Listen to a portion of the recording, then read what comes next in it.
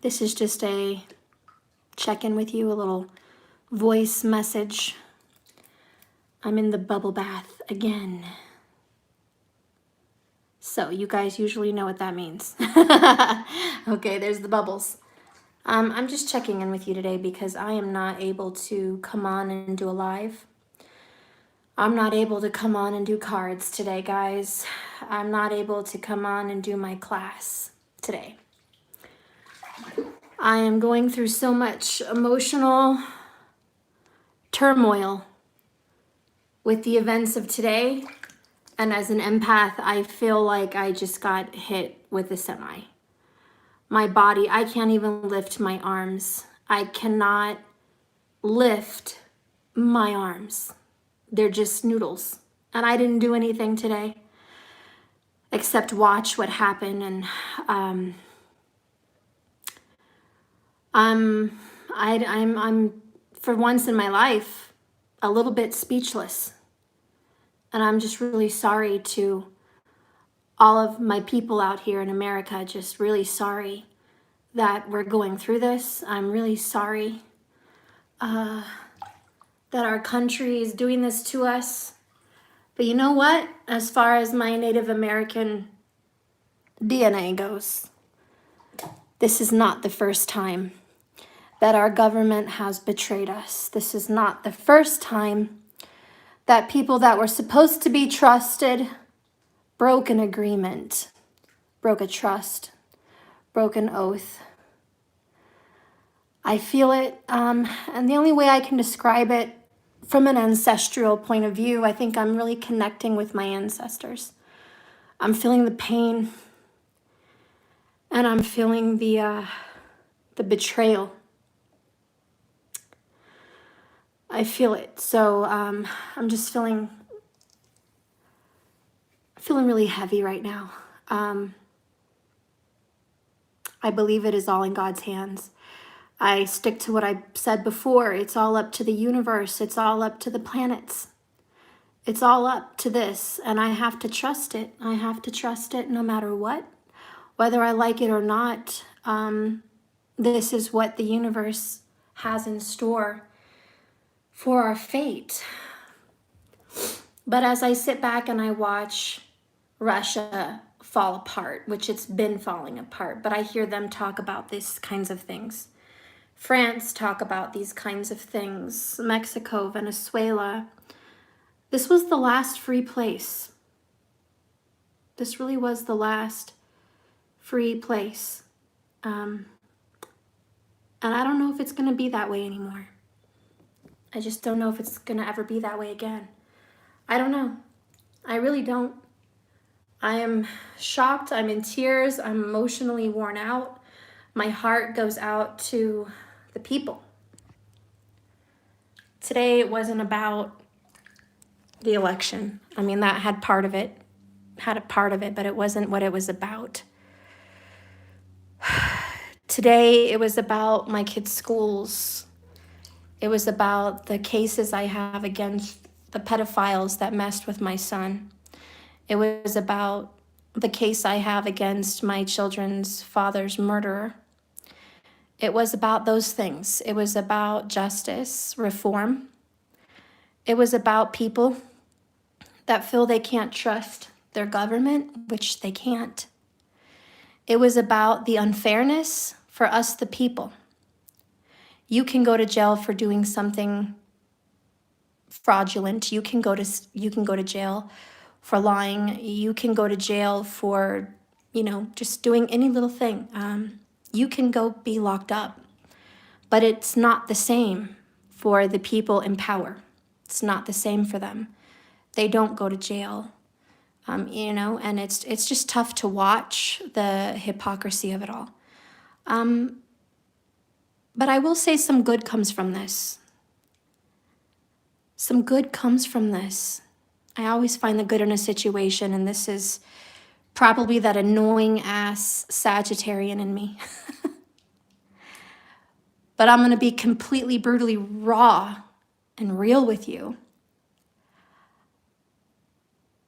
I was a little biased about police brutality. I was a little biased, not a lot, but a little. I believed if you do the right thing, you won't get mistreated. And as far as my experiences have been, that's the case. I believe that if you play a stupid game, you win stupid prizes. And that accounts for today. They played a stupid game, they got a stupid prize. They broke into the White House and somebody died. And there's problems and there's people arrested and police brutality. I'm not defending that. You're either willing to fight or you're not. You know, fighting has a price. But, excuse the water. I told you guys I'm taking a bath. I seriously have to. Let me let some water out here. It's too full and hot. I need to put some cold water in here. Okay. Anyways, I was saying I was a little bit biased. And here's the reason. Today, after I saw how they treated their supporters, today after I saw how the police beat down people, not black, by the way, but they beat them down. That's my drain. Sorry, guys, I'm letting some water out. I know it's annoyingly loud. Let me put my thing on there. I saw that there's corruption, and even in the most wholesome of places, people that get paid $30,000, $40,000 a year, which is crap, they seem to make it a point to still have no balls. Is there a problem with the mods? Hey, Samuel. From what I'm hearing, there could have been a mousetrap that most didn't know about. Yeah, I posted that. There was 2 men, for sure. The one with the horns and another bearded man. They were seen as part of an Antifa crowd last summer. And they were the ones at the forefront and the very front of the line taking pictures in the White House. So those people had been previously screenshotted and cited from being a part of Antifa. So here, Jack Wolf, I'll make you a moderator. Okay. So, anyways, yeah, they were already cited. And here they are wreaking havoc. And anyways, I don't know. I guess we'll have to see more about it. This has all been live for what, 6 hours? I mean, it really just took off. We haven't even had a full 24 hours. There's been no investigation. There's been no review, just nothing. We just see the events as they're unfolding. So, you know, skepticism, yes, but we don't know all the answers yet. And from what I noticed, yeah, there was a couple men that were not part of the Trump support system that were on the front line of breaking into the White House. And they really don't care. They're an anarchist group. They don't care about Trump. They don't care about Biden. They don't care about nobody. They just, you know, they just F the government, which is kind of where I'm at right now. But I'm not Antifa, not by any means. But that's kind of where they're at, you know, those people. So they really don't represent the whole of the Trump community. As you saw from the interviews, a lot of those people were 50, 60 years old. You know, these are older people. They weren't looking for trouble. They were just there to hold a flag and probably chant, "Stop the Still" and USA. I mean, that's really what majority of these people were here for. Others were there putting on reggae music, you know, Bob Marley. Every little thing's going to be all right. You know, so a lot of people went up there with good intentions. And it was peaceful. Nobody got hurt. There was no fights between people. There was no mobs. There was no beat downs of other people. There was it was just Trump supporters against the police. Anyways, you know, I don't want to go into the details. I'm just feeling overwhelmed.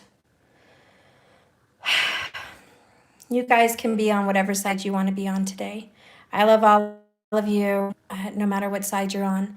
But I do want to say this. It is the people against the government right now. Eva, the ones that broke in were not Trump supporters. Yeah, that is what's being said. Yeah.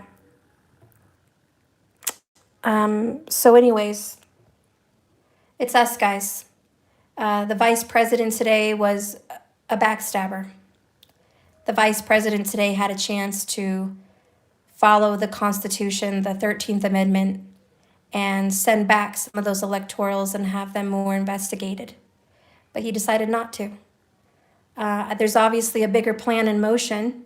Maybe it's a planetary plan, maybe it's fate, maybe it's more sinister than that. Either way, it's us against them. And the reason I say that is because who's the millionaires? They are. Who's not? Us. Who's the ones that get away with murder? Probably literally. Them. Who's not? Us. Who's the ones that get free everything and they don't have to follow any of the laws they set? That's them. Who cannot disobey those laws? Us. It is us against them, and they are using us, and they're hoping that we don't do anything about this. And I don't know. I don't know what the future is going to hold. I don't know, but I know people are angry. I know people are upset. I know people are tired, and it's not this election. It is many years. You know, I didn't really jump on the political bandwagon until 2007. I don't know what was really going on before then. I kind of paid attention to the 9/11, and I was aware of that, and I was aware of the problems with that in our government. But I was a young kid, and I just, 18, 19 years old, I didn't really pay a lot of attention. I had love to think about. I had babies to think about. I wasn't thinking about that, and none of that really directly affected me. I was more into getting paid from the government or just running around and getting freebies and, just taking care of my family. I wasn't really concerned about how that affects the American people. I had no mature concern. And now that I am a mature woman and the mother of 3 children, and I've been around the block a few times, and I've had to deal with the justice system, and I've had to see our laws play out, and I've gotten a chance to experience the results of them. Now I think I have a little bit more concern. I'm a few things I'm not for, guys. I'm not supporting the Department of Justice. It's corrupt. They are biased. They are racially driven. They're money driven. They're class driven, and they're wrong. They've been bribed. They've been bought off, and they're just anti-American, in my opinion, okay? The Department of Education, in my opinion, is the same. They've been bought off, they've been bribed, they've been infiltrated by people who are running it that do not have interest in children, do not have interest in families. They're just other people that do not have the same American values. So those are some 2 systems that I'm extremely not in support of. And now I am not in support of the senators in office, not all of them. Congress is corrupt. California is, no. Hold on. What? It's okay if I want to know water movie. If you go downstairs and ask your sister to get it for you, fine. Thank you, but I'm going to say yes. Yeah, go on. Okay, thank you. I forgot what I was even talking about. I have no clue. Today's been that kind of a day. Darth, what was I talking about? Hey, Steph, did you know we have U.S. civil peacetime flag? I just found out this. No, I didn't know that. They're back in Capitol Hill now. Joy, yes, they are.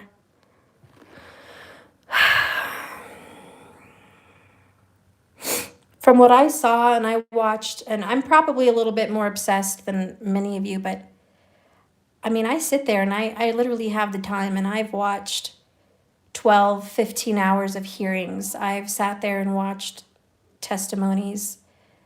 I've sat there and listened to the evidence. I've listened to the people that have, scientific approaches to the computer system. I've watched the people that come on like specialists talking about the irregularities and the spikes, and I've seen the graphs. And I've seen people, even just today, when they were looking at the election for the Georgia people, they found under a table 50,000 Trump votes. That's just today. Hidden in a box, never found. It was just sitting there. But are they going to count that? No. Does it matter? No. No. It's just yesterday's trash. No one cares about the 50,000 votes that were just found in Georgia in a box. No one cares about that. Nobody cares. Nobody cares. Nobody cares. But we've all seen this. We've all seen what's going on. We've gotten the numbers of dead votes. We've gotten numbers of underage votes. We've gotten numbers of double votes. We've gotten the numbers of votes that were from other people that signed their name and they were like in nursing homes and stuff. We've got the numbers for all of those votes, and some of them are in the hundreds, some of them are in the tens of thousands, and that was just the state of Georgia. So for them to tell us, where's the proof, where's the proof, where's the evidence, we've already provided the evidence. The evidence is the numbers. The evidence is the people that have done the math and come forward in a hearing and presented the numbers. Apparently they don't want to count that. And the most thing I can think of is gaslighting. So the most thing I can think of is gaslighting. And this is going to be where they blame someone, about something and tell them they didn't see what they saw, they're not feeling what they're feeling. It just didn't happen. It's a form of gaslighting. So anyways, we've been gaslighted by the media. We've been gaslighted by people. They're trying to tell us that what people are hearing and seeing and what's being proved and provided, it's not so. And it makes you feel like you're going crazy because you're watching the hearing, you're seeing the evidence, you're seeing the testimonies. You're seeing people say, I'm worried about my life. They don't want me to say this, but I'm going to say it anyways. I mean, you're hearing all this, you're seeing all this, and then 10 minutes later, you hang that up and you turn on the news and people are saying it's debunked and people are saying it's not true and people are saying there's no evidence, and you're like, but I just hung up. I just clicked off. I just watched a hearing. I saw the evidence. What do you mean there's no evidence? There are numbers, there's scientists, there's testimonies, there's video of things being cheated. But apparently that's what we're seeing is not evidence. I will never vote again. Votes do not matter anymore. Yeah, see, Eva, they've destroyed us. They've destroyed us, Eva. They're making us lose hope. And I've myself am losing hope. I want our civil courts back, which I don't know we even had. Yeah, guys, I don't think we've been free for a while. People are saying, why didn't you care about last time? Why didn't you care about the votes last time? Last time when we had the election, it was very different. One, there was no sitting president, really that was going to stay in office anymore. Obama served 2 terms, so really the seat was open. It was open. Second, there was fraud, and we knew that he had won by a lot more than what was reported. And there was fraud reported all over. I myself went to a machine at that time, and I voted here in Colorado on Tejon. And I went into the office there, and I voted on a machine, and it was a Soros machine. I didn't know that then, but I clicked for his name, this personal experience, and it switched from his name to Clinton's very quickly. Just as I was ready to hit submit, I was able to kind of go back and double check, and her box was checked, her circle was checked, and I had to call a representative to the machine. And once I was able to do that, I realized that, my vote was messed with and they had to fix it. So once they fixed it, I guess everything was okay. But I wasn't the only one. And, the last vote before this one with Clinton and Trump, I remember sitting outside for like 4 or 5 hours. The machines stopped working for a couple hours. And so I had some problems at that time. And there was irregularities, there was problems, there was voting errors. And so it was very difficult, and there was fraud. And if you remember, Hillary did not want to concede. She made us wait till like 4 or 5 in the morning. She blew up at her staff. She was in disbelief that she lost because she was assured by the machines that she would have a win. And so it was all in question. And it didn't go right the first time. And so we knew there was some problems. We knew there was fraud, that we knew there was definite irregularities, and we knew that there was definitely election tampering. And we've been going through that for 4 years. And here we are again, and they've had plenty of time to prepare for even worse. And now they're saying it's the thumb drives. Now they're saying that there's 30,000, votes per thumb drive. And they stick that thumb drive into the machine, and it puts in these numbers. So even if you do an audit, electronically, you're going to keep getting the same numbers. All they were asking for was an audit of the signatures. They wanted to audit the signatures of the paper votes. And this is what the states were refusing to do.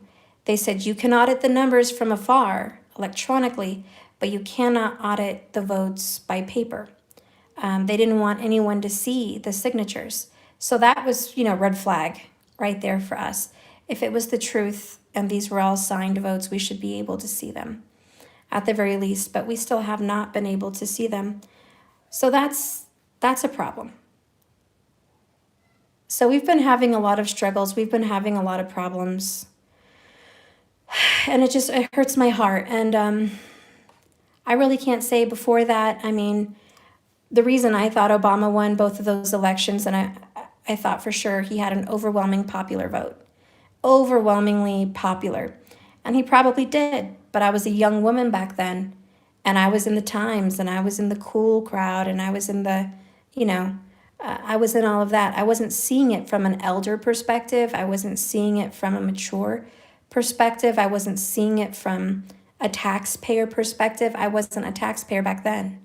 So I wasn't seeing those votes from those eyes. So to say that today, that in 2008 and 2012, if those elections were actually legit, there could probably be some question. Heck, there's probably some question about Bush and how that went down. So to be honest, I believe there's been plenty of fraud. Plenty of fraud for a long, long time. Republican and Democrat. I think there's been plenty of fraud. I think we've gotten more skillful. I think the government's gotten wiser. I mean, if you look at your cell phones from 2008 to today, do you think your cell phones have expanded the capabilities? I think we're all going to raise our hands and say, hell yes. Our cell phones have definitely gotten much smarter since 2008. The camera quality, the internet quality, the ability with Siri, all of these technologies have obviously grown a lot. So don't think that cell phones are the only thing that's grown in the past, 20 years basically. Don't think that. Don't think that at all. Cheating government systems have grown also, and they've gotten smarter and wiser, and here we are. I don't know, guys. I'm just really worn down. I don't know how you guys feel about this, but I'm disappointed today. I just wanted a fair election. Fair, honestly.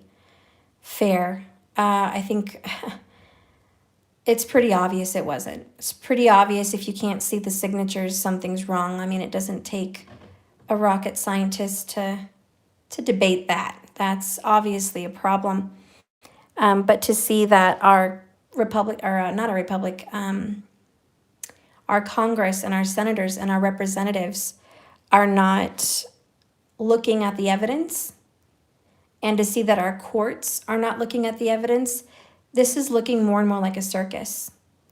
I feel like I'm watching some show on Netflix. You guys ever saw that show with Steven, what's his name? It's where he kind of does work for the drug cartel. I think it's called Ozark. Have you guys ever seen Ozark? Eva, have you? We are teaching our children that it's okay to lie, cheat, and steal. You're right, Eva. That's what's being taught. It's okay to look the other way.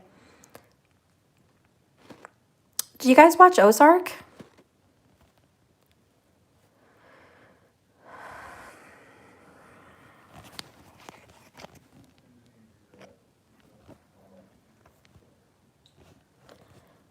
Have you guys watched Ozark?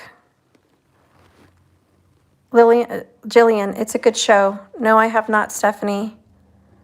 It was a planned show. Never heard of it? Nubian Curls, love you, Steph, but it's an outrage at the state capitol building, and Trump didn't try to control his people, but instead tried to incite them more. It was a discretion at the official offices, Biden.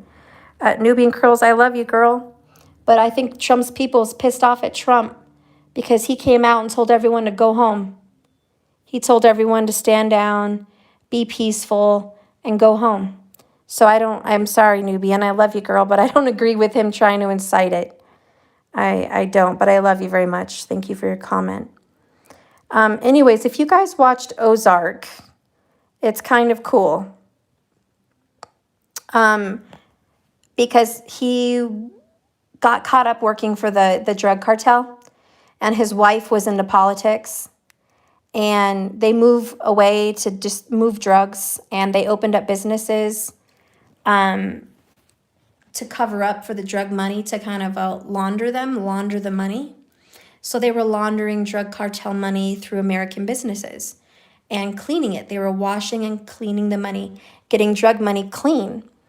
And during that show, it kind of gives you a little insight of how dirty politics can get. And so there were politicians that were passing bills and working with the cartel and working with illegals at the highest bid through donations and through fundraisers like balls and galas and, community stuff. And so they got all these rich people to show up and give money to, like the White Owls or whatever the fuck, all this stuff.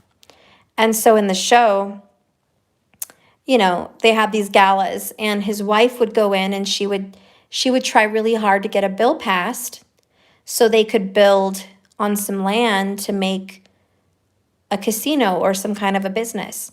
And so it showed how corrupt governments would be and how they would, at the highest bidder, what are you going to pay? Like $1 million, $10 million? What are you going to donate to the quote unquote charity to wash that money as a bribe?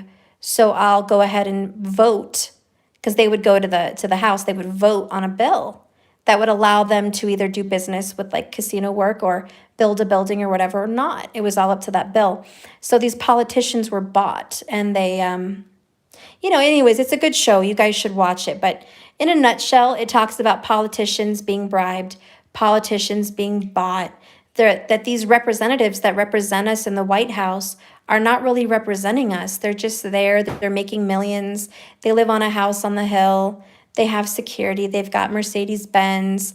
They've got Cristal. They've got freaking wives and girlfriends, and they party and they sniff coke, and they show up to government meetings to vote on things to get them more money. And what's showing is these politicians, they didn't start off as millionaires. They became millionaires by working for the White House, by working for us. And so anyways, that show's kind of cool.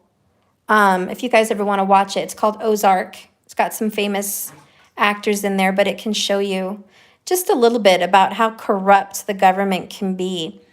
And if you watch Valuetainment, there's a guy that just did an interview with, I forgot his name, but some kind of a Chavez guy, or it was about something Chavez. And it was about the CIA and the drug cartel in the 80s and in the 90s, and how somebody went to prison for something they didn't do. And it was a Mexican FBI worker that got, in trouble for something by outing the government on the corruption that they were seeing and what they were allowing, all behind our back. And, this isn't the first time. When you catch somebody like that, it's honestly, guys, and if you've ever lived in ghetto neighborhoods in New York, you'll know what I'm talking about. But if you turn on the light and you see one cockroach on the counter, honey, he's not the only one. You go in the kitchen and you turn on the light, honey, and you see a cockroach, sweetheart. There's 100, and you can hear them just scattering across the kitchen, through the oven, through the fridge, through the walls, through the drawers. Like, they just scatter. And you can hear them scattering as soon as the lights come on. But you'll see that one, or you'll see two of them, and you'll squish them. You're like, gotcha. But once you killed one or two cockroaches, honey, there's 1,000 more. You're never going to get done killing them. They're just everywhere. So honestly, the government is like cockroaches right now. I hate to describe it like that, but it is. They're freaking cockroaches. And when you catch one and you catch the other, you didn't finish. There's plenty more to catch. Scandinavian Sunset. I know if integrity, truth, and justice, Assange would be pardoned. 100. I agree with you 100%. And before I go tonight, I just want to say one thing.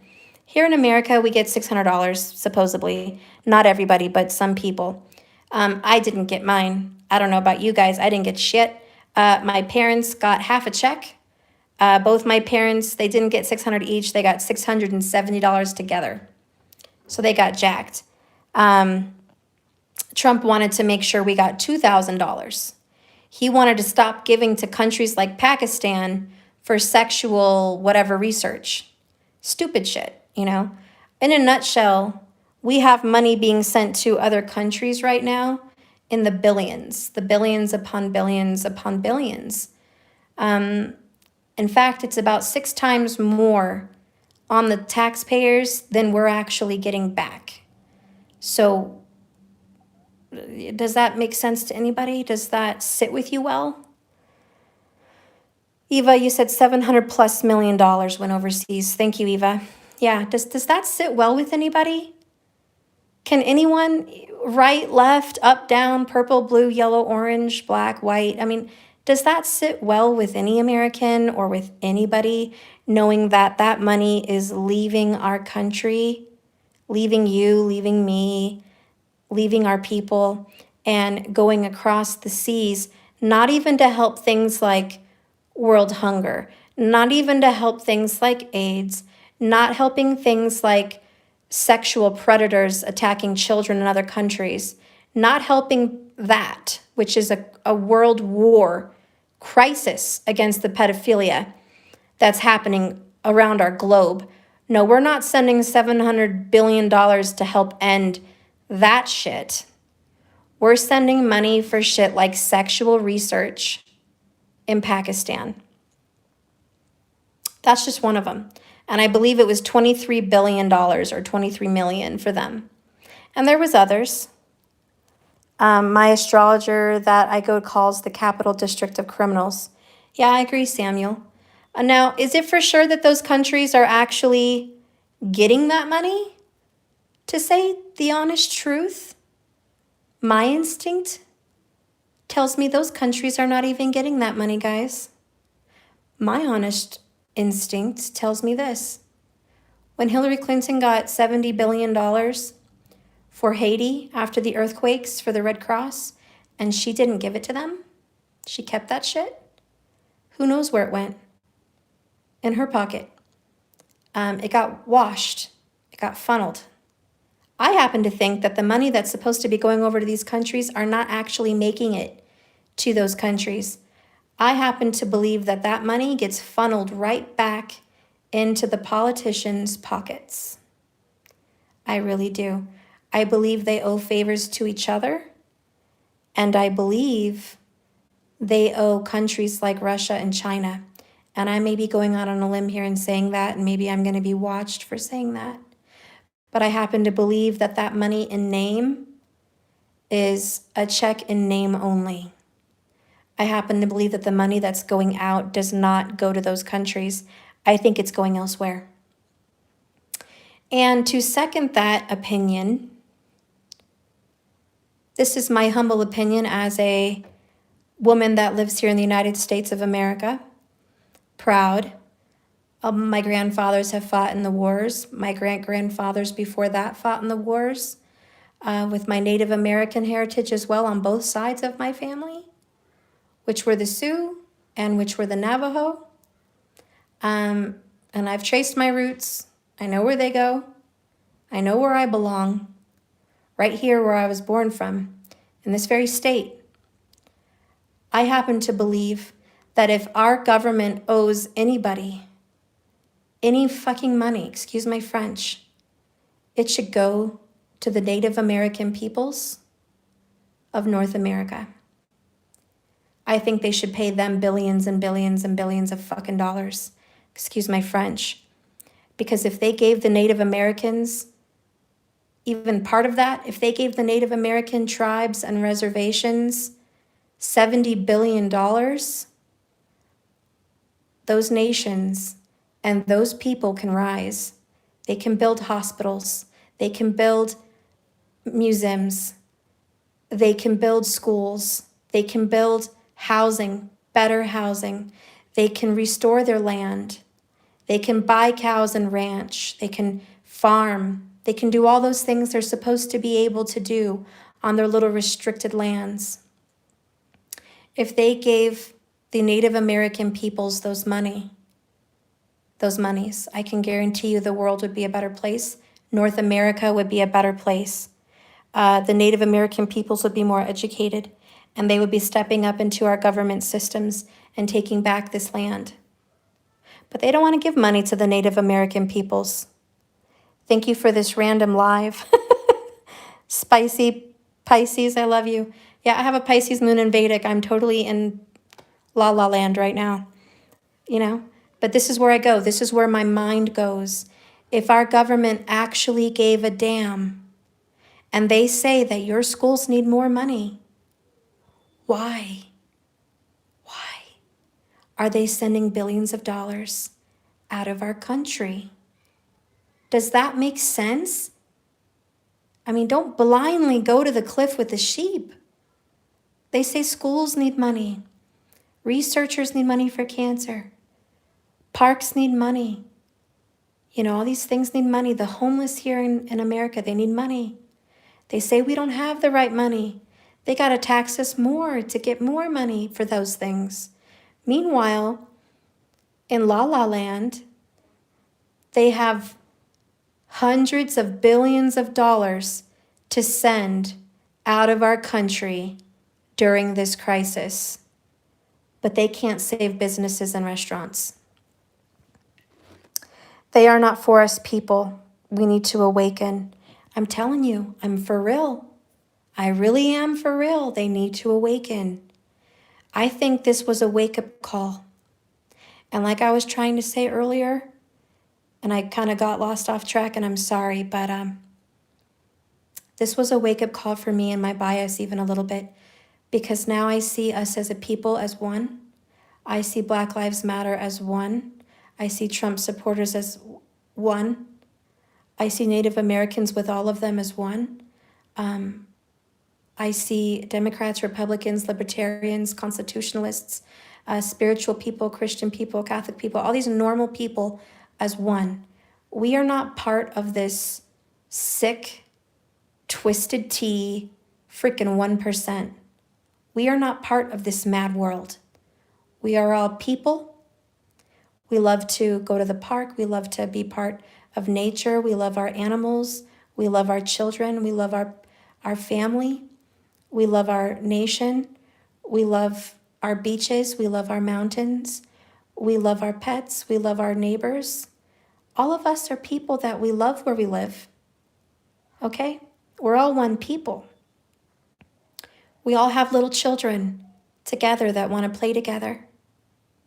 We all have parks that we want to be clean and fun and secure. We all want to drive safely on the streets. We all want to go grocery shopping and make nice meals. We're all one. I see us now more than I ever have as one people. So I think some good did come of this today, because I have sympathy for the people with Black Lives Matter even that felt their voices were not heard. There's a deeper rooted issue there. There's a deeper rooted issue with people in our nations that feel they have turned to senators and politicians. They've turned to our governments for help and assistance to give fairness, and they're not being heard. There's people that are tired of seeing their parks look like crap based on their neighborhood. There's people that are tired of the crime rates higher in certain neighborhoods. There's just people that are just tired of the way things are going.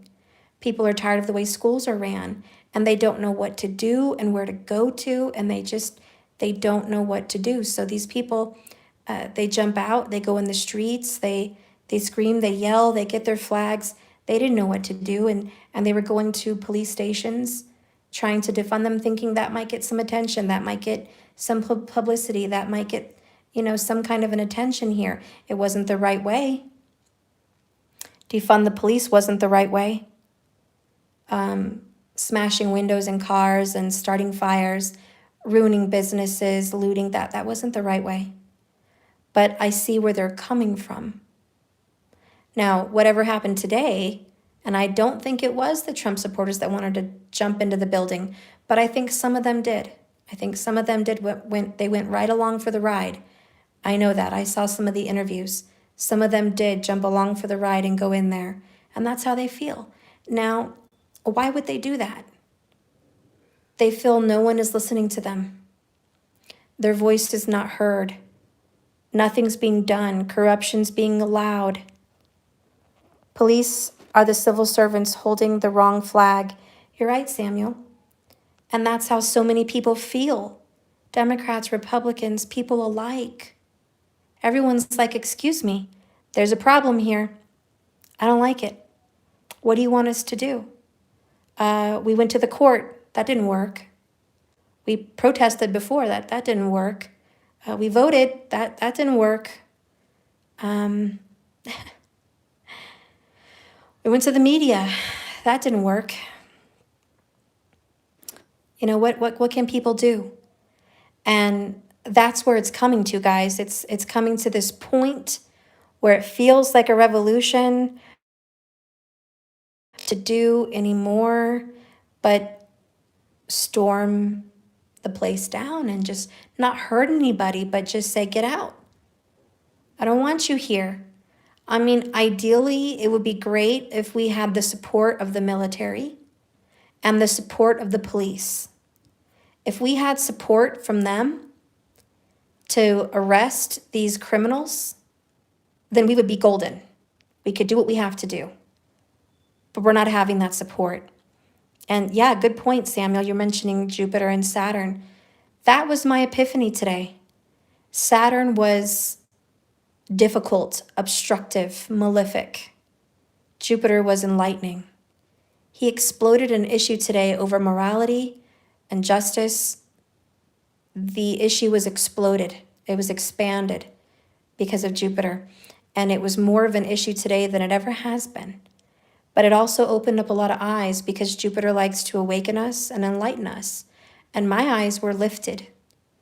I had more sympathy in my heart today for the past rioters than I have had, period. I had more sympathy and understanding. I could feel their tears. Today, I went through an ancestral kind of reset.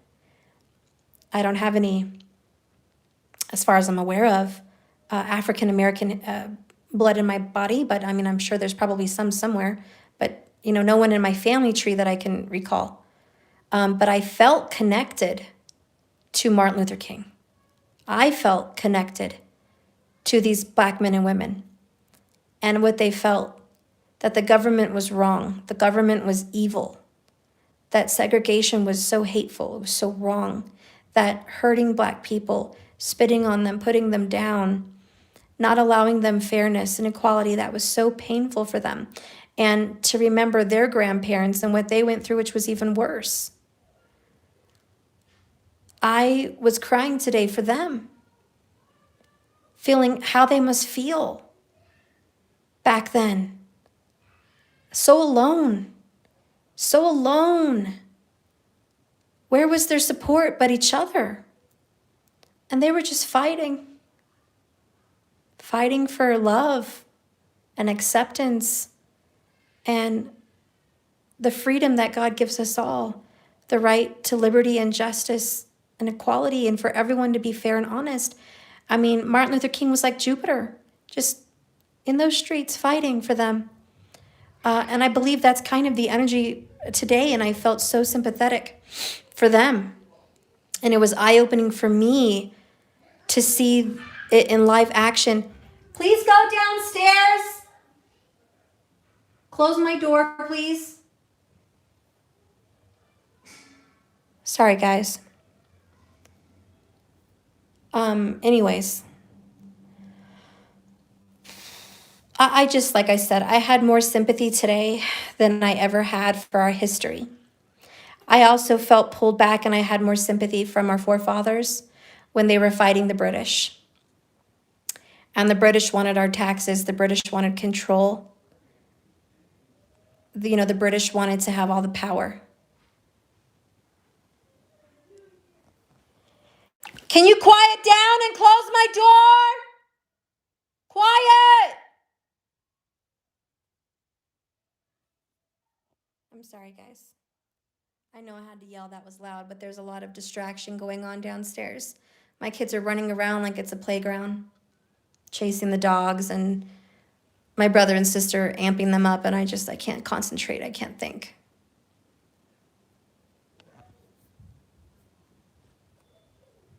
Close the door, please.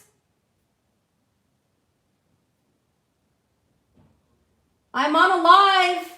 Not that you care, Matthew.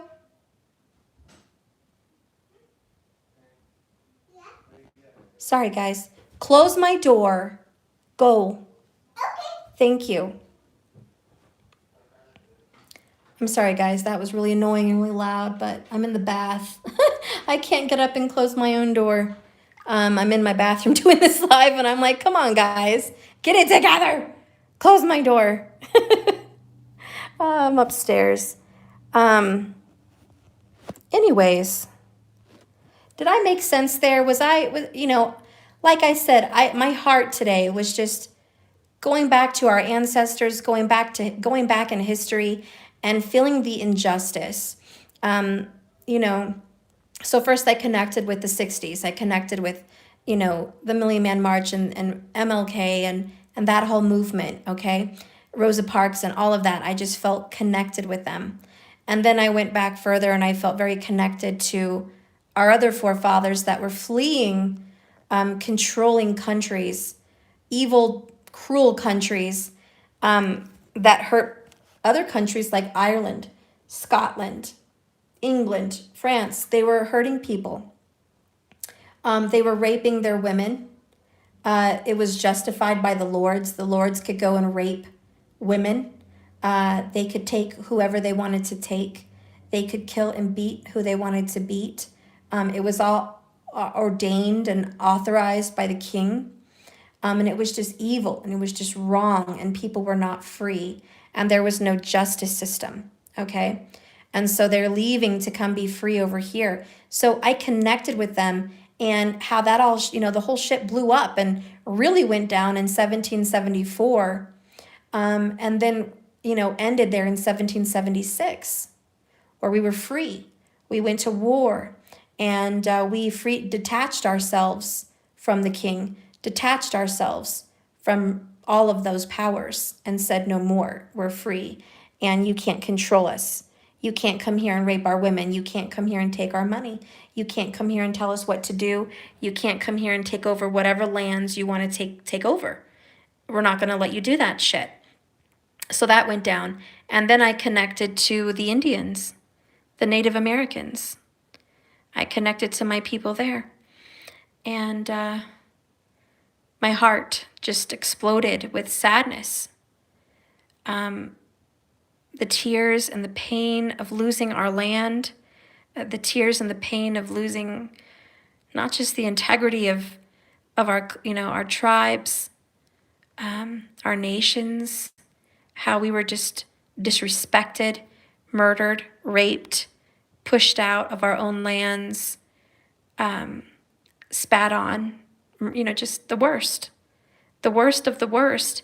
And then after the worst of the worst was done, we were pushed off onto our little reservations that were like the crappiest parts of land you could possibly get. You know, they didn't have fertile, land. They didn't have land with lots of trees, with lots of mountains, with lots of, prosperity. They just kind of gave us the crap. They gave us the deserts. They gave us the plains. They didn't give us much to work with, a very small amount of what was deserved. And I just felt betrayed. And to remember that our ancestors, the Native Americans, had treaties, had agreements with generals, and had agreements with our government not to do certain things and to allow them certain rights, and to have it taken away. Backstabbed, betrayed, 10 of swords. And so I connected with that. And I just feel that we're witnessing it now. We're just witnessing it now again, that the government is acting like the big badass king. The government are just rich. These politicians are millions and millions of heirs. Their kids are making millions and millions and millions and millions of dollars. And we're just sitting here like, what? And we're being handed crap, and they're taking more and more from us. I mean, we honestly need Robin Hood. I mean, I kind of like to think of Trump as Robin Hood, steal from the rich and give to the poor. No one liked Robin Hood, not in the royalty sense. They didn't, Robin Hood was a criminal. And a lot of people to this day, they don't like Trump. But he wanted to take your measly little $600 and he wanted to give your ass $2,000. I call that Robin Hood. Take from the rich and give to the poor, or just give to the people, So there's just so many things that upset me about him. And there's so many things I love about him, but I can't love anyone 100%. There's going to be things about me you love, and there's going to be things about me that upset you. I mean, that's everybody. But, Eva, you just had some information there. Just in, a woman who was shot and killed after pro-Trump protesters charged the U.S. Capitol building on Wednesday has been identified as 14-year Air Force veteran Ashley Babbitt of San Diego. Oh my gosh. My heart goes out for her for sure.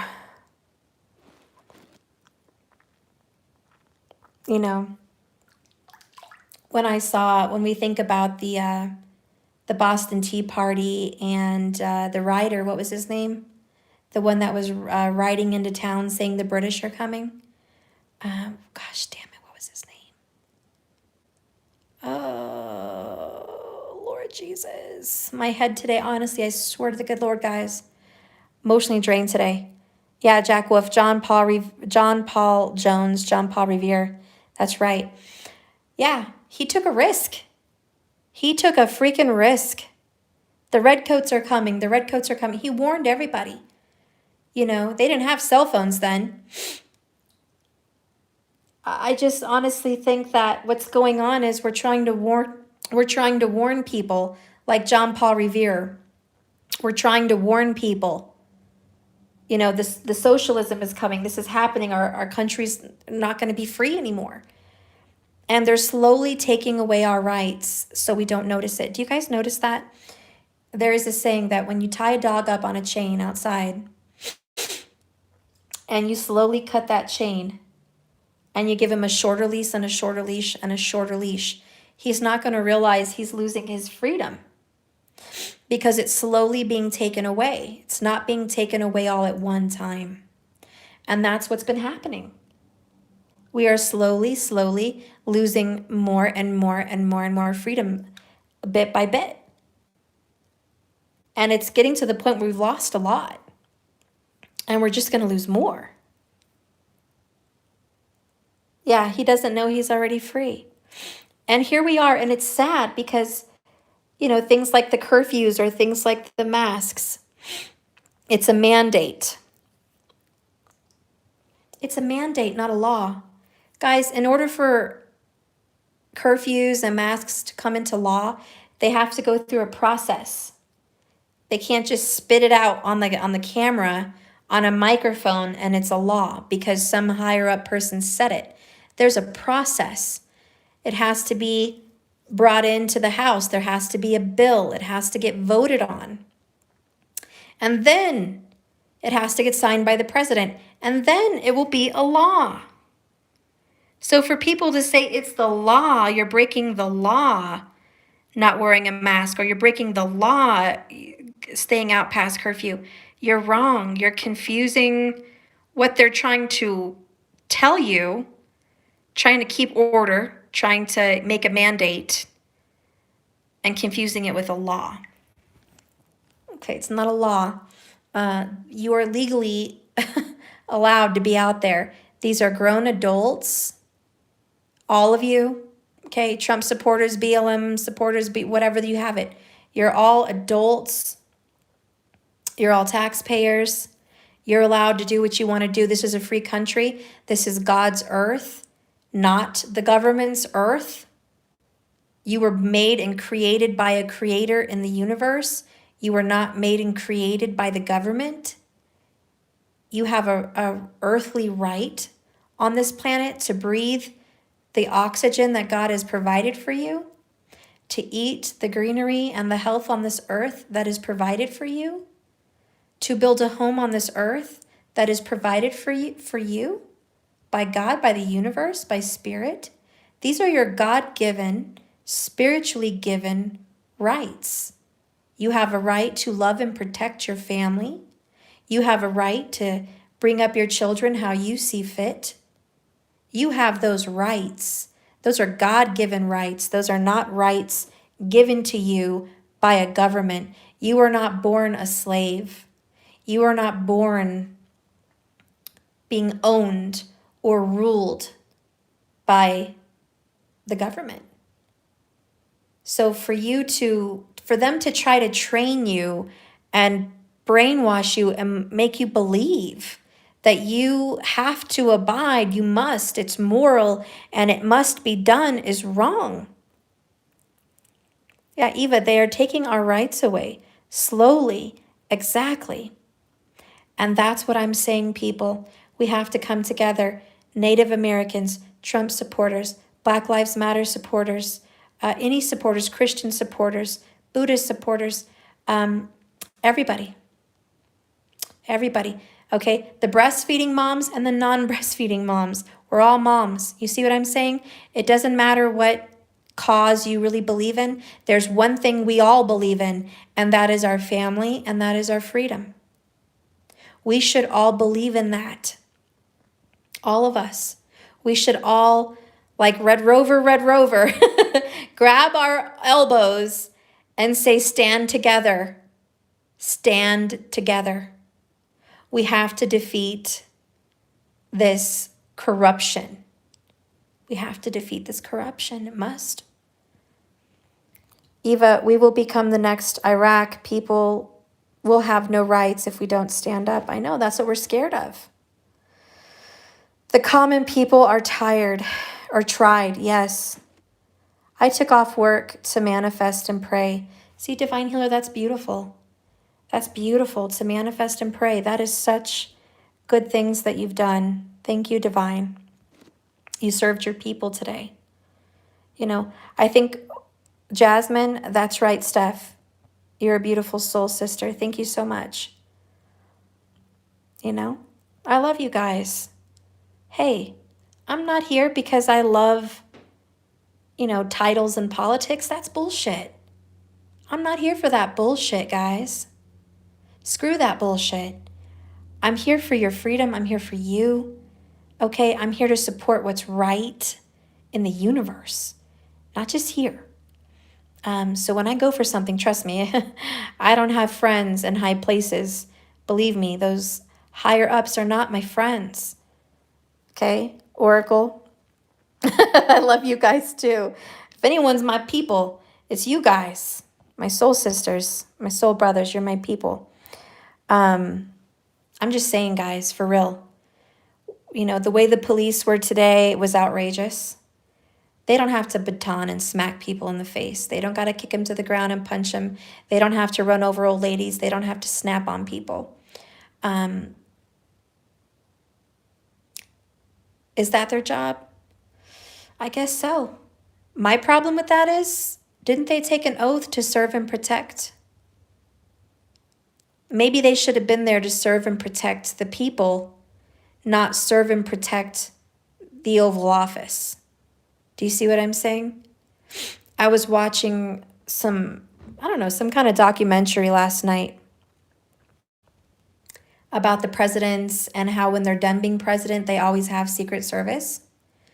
And so, like Obama right now, or Bush, or Trump, or whoever's done being president, okay? They always have Secret Service people watching them. They have these people, these well-trained people that will protect them with their lives. They serve them forever, till the day they die. So they leave and they're protected, and they have protected cars, and they have protected Secret Service the rest of their lives. I mean, once they're done being pregnant. Yeah, pregnant. Once they're done being president, they're still protected forever. And we're not. Okay? They still get pensions, millions and millions of dollars for the rest of their lives, as long as they're president. They have these little perks. You know, they have these perks. And so they're like kings. They're honestly like royalty. And here we are acting like they're one of us. Did you know, and I also watched this watching the documentary of presidents, they are never allowed to ever order food and eat it again because of possible assassinations. So like when they're on camera getting an ice cream or ordering a hot dog or a burger or going to a restaurant, they're not actually going to eat from that restaurant. They're just for camera. They don't really eat it. They actually have a team of cooks that cook for them forever.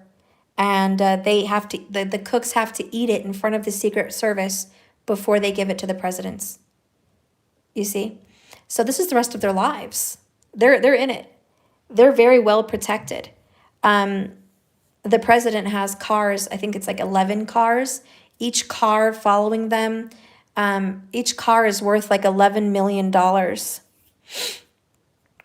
because it's fully armed and protected. So yeah, these are royalty. They're not us.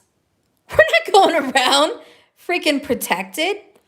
I mean, come on. And here we are backing them up. Here you are supporting them. Oh, I love them. They're so great. No, they're not. They don't care about you. They don't care about your $600. They don't even care if you get that shit. And by the way, if you're still waiting on unemployment like many Americans, they don't care about you either, hunty.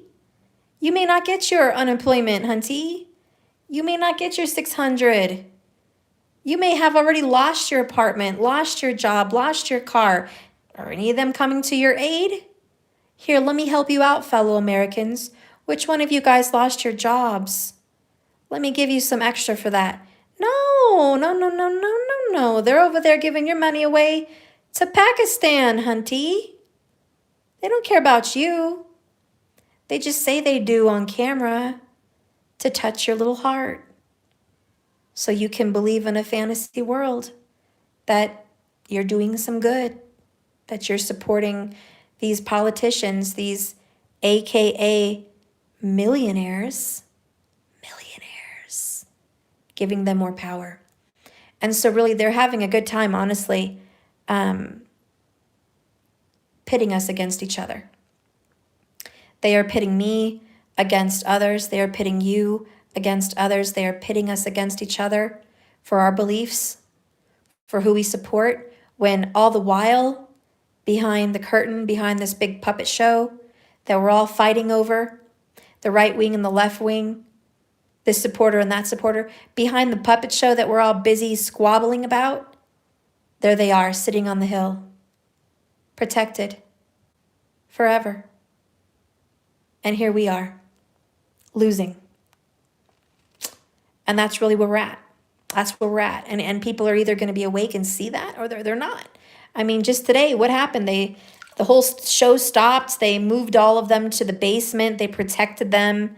They weren't worried about the people outside. They were protecting the higher officials on the inside, moving them to the basement.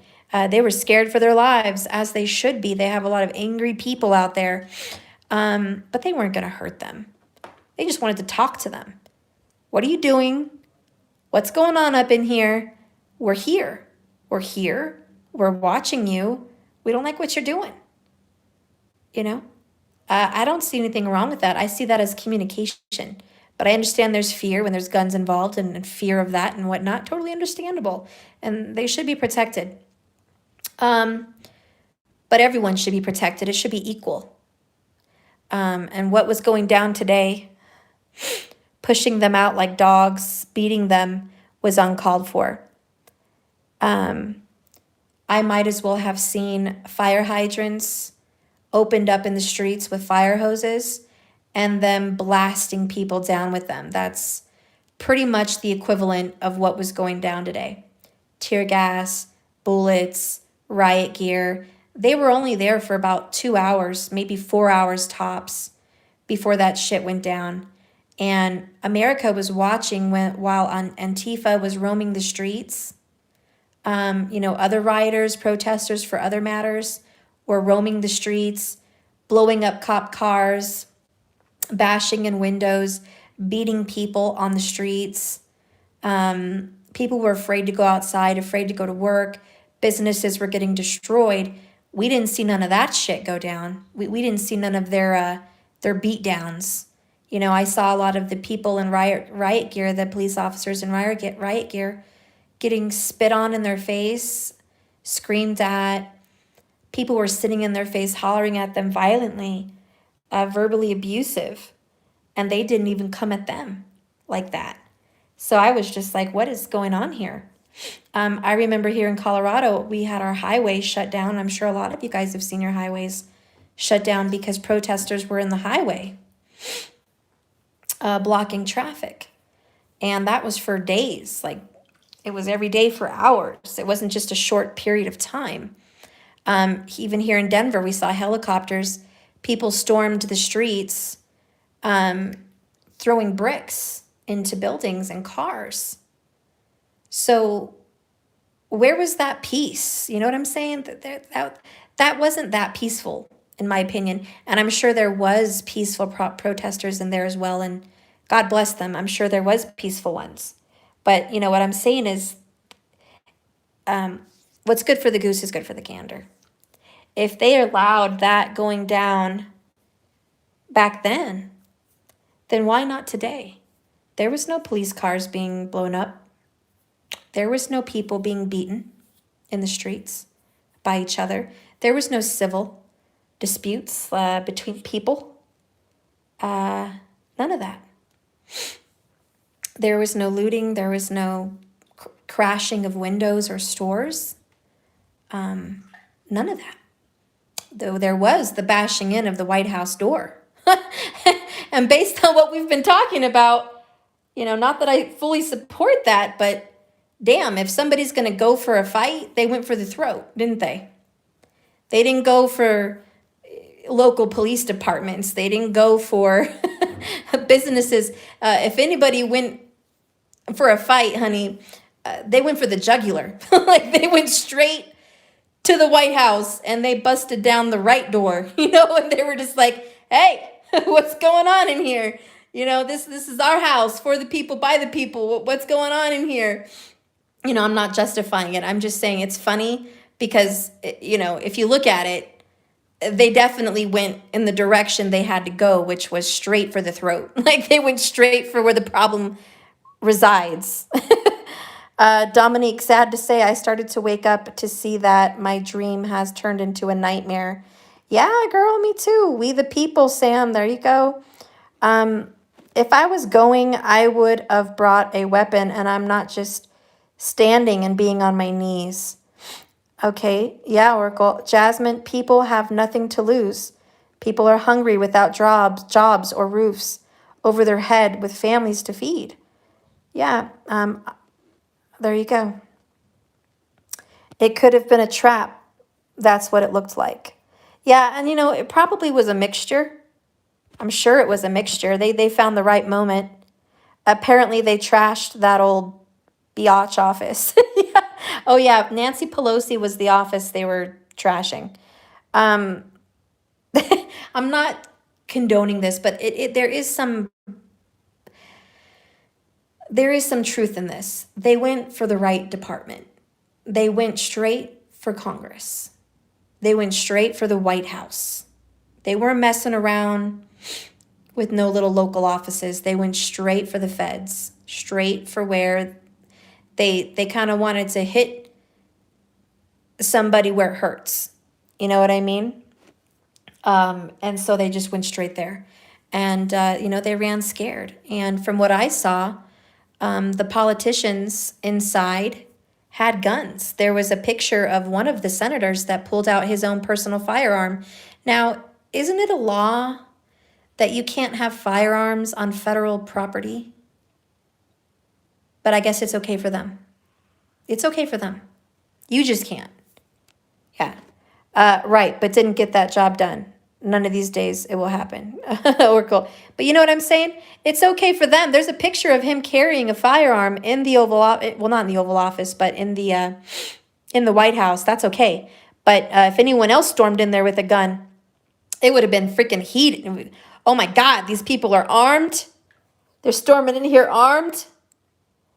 But yet, I think he might have been the one that shot that girl, to be honest.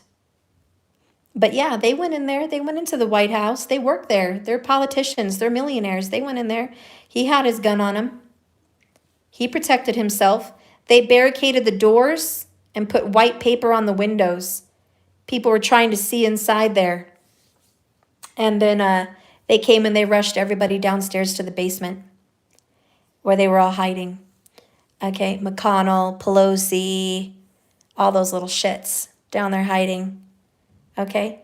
I don't know what's going to happen. I don't know what's going to happen, but I know that the people are awake. And at the very least, that counts for something. We are awake and we are watching. Okay? Now, I don't know what's going to go down about the 50,000 votes they just found this morning. You guys can all research that.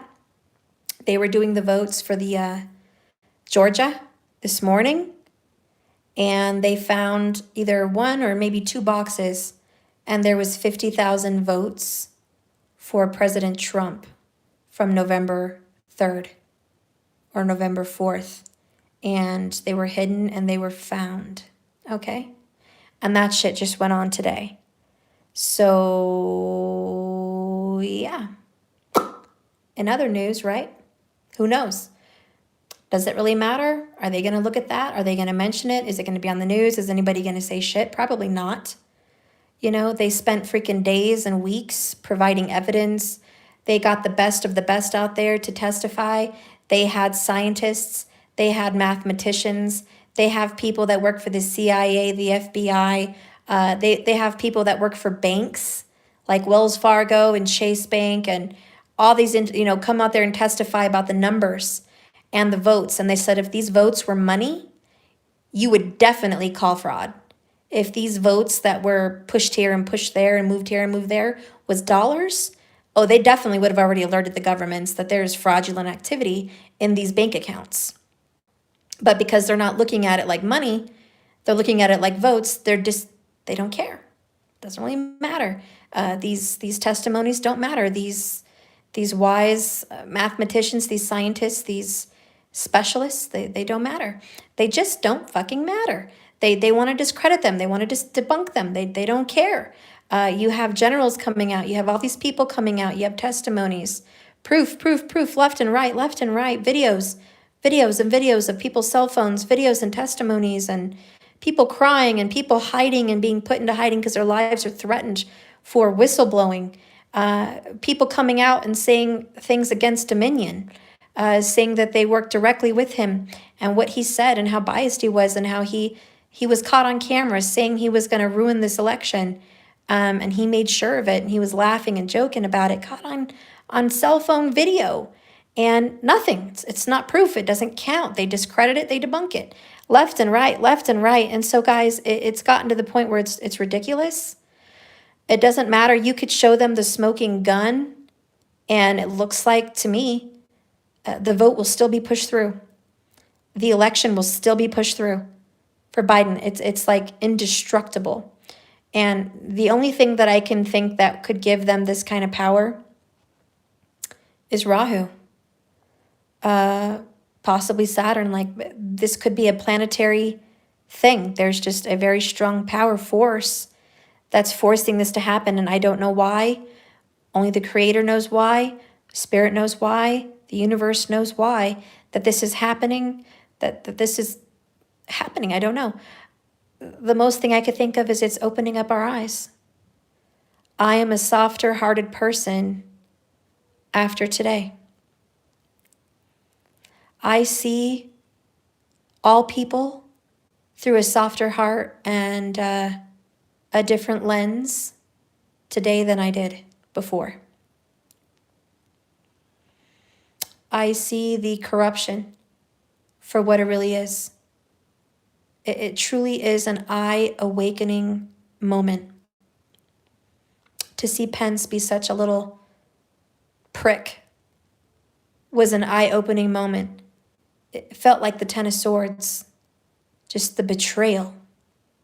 That even from the inside, even from your own team, your own people, boom, Ten of Swords. I mean, that was eye-opening. And whatever little faith I had in even Trump's administration, whatever little faith I had, which was very little, it's gone. I don't have any faith. I don't have any faith. I don't even, to be honest, I don't even know if I have faith in Trump anymore. I mean, I don't know. I'm questioning. I am questioning everything, as I should. Questioning everything. There's a lot of things I love about him. He worked for free this entire time. He donated his money. He fought for us. He's been fighting. He's trying, but there's some things that slipped. The corruption of Clinton slipped. She didn't get put in jail. She should have for her crimes. Obama should have been put in jail. He didn't. The higher authorities that got caught spying, and the FBI director and some of the other investigation people that got caught illegally doing things that were corrupt, they're free. They are freer than a jaybird. They are fucking free. Shocked me. That should have been dealt with. Somebody said Assange should have been pardoned. You're goddamn right, he should have been pardoned. Snowden should have been fucking pardoned. What happened to them? They were for the American people. Okay? They're not dealt with. So there are some big disappointments. I'm not sitting here singing praises to Trump like he's done everything under the book. He's done everything right. He's 100. He has done it all. He's done a lot of really good things. And he's kept our head afloat, and he has done the best anybody could have ever done. But there are still things that were not dealt with. And, you know, we've had 4 years to arrest these corrupt politicians, and they are not arrested. They are not serving time in jail. We've had time to change laws, and I know it's not all up to him, but we've had time to change laws to lock up pedophiles forever and throw away the key. And that's not done. We've had time to reform schools and take out Common Core, like he promised. Before he took office, he promised with his new, the person that was going to be in charge of the Department of Education, I forgot her name. They promised they were going to take that shit out of our schools, and they didn't. And I feel that was a fail. That was a 4-year fail. So believe me, guys, I'm not here fluffing things up, acting like it was 100% pleasing the entire time, because it wasn't. Not by a long shot. So anyways, I'm disappointed. I'm just disappointed. I'm disappointed. at the corruption, and just to see it where it is right now. I just wanted to let you guys know my body, my mind, my head, my emotions are just crushed. Just crushed. Seeing the police treat those people the way they did today. These are the people, you have to understand, that supported them and said Blue Lives Matter and support the police when everybody else was trying to defund the police. And they went against even them. These people were giving, wanting their president to give them, to pay the police more, to protect them more, you know, trying to give them job security, trying to keep their heads up. These are people that work at, you know, Domino's or Chick-fil-A that were giving these police officers free food. These are people that are supporting the police when they were being spat on and their cars were being bombed, you know, from rioters. These are the people that would come and bring the police coffee. You see what I'm saying? And the way the police acted today was a 10 of swords betrayal.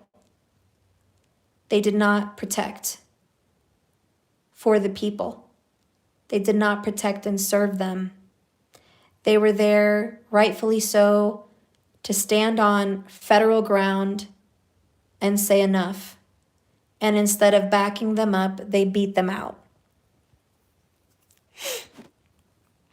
They are for the government, yeah.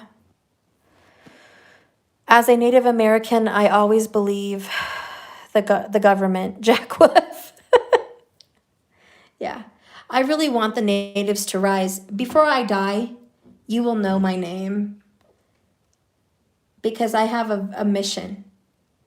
And I know, and I'm 37 years old now, and I don't know how long it's going to take me. But I have a mission to go into the reservations, and I am welcomed there because I am, by blood, allowed to be there and part of those tribes. I am recognized, and I have family there. And I will go to the reservations and talk to these people and tell them they have a right to have more land, and they have a right to what should be rightfully given to them. Reparations, if they go to anybody, they're going to go to them, God damn it. They have a right to that money that's leaving our country and going to Pakistan and Iraq and anywhere, they're God the fuck wherever. Native Americans deserve it. It is owed to them. And I will make it a point to reach out to them and to talk to these people and to help them rise, to help them find a voice, to go with them, to support them, to fundraise for them, to gather them, to exchange messages between them, to bring them together, to assemble, which is what a true Gemini fucking does. I will help them assemble. And I will help them go to that White House. And I will help them get on TV, and I will help them have a voice, and I will help them have a channel. And I will talk to these young Native Americans, and I will talk to the older Native Americans. And they need to stand up and they need to rise for this country. They need to demand their government free the people and give back our rights. They've taken a lot of them away. They at least need to stand up on TV, national TV, and tell all Americans their rights. If we could see the Native Americans, and if any of you are Native and you're in a reservation or whatever, and you could talk to your people, if they were on national TV and they told the world, you have a right to teach your children what you want to teach. You have a right to eat what you want to fucking eat. You have a right to bear arms. You have a right to be free.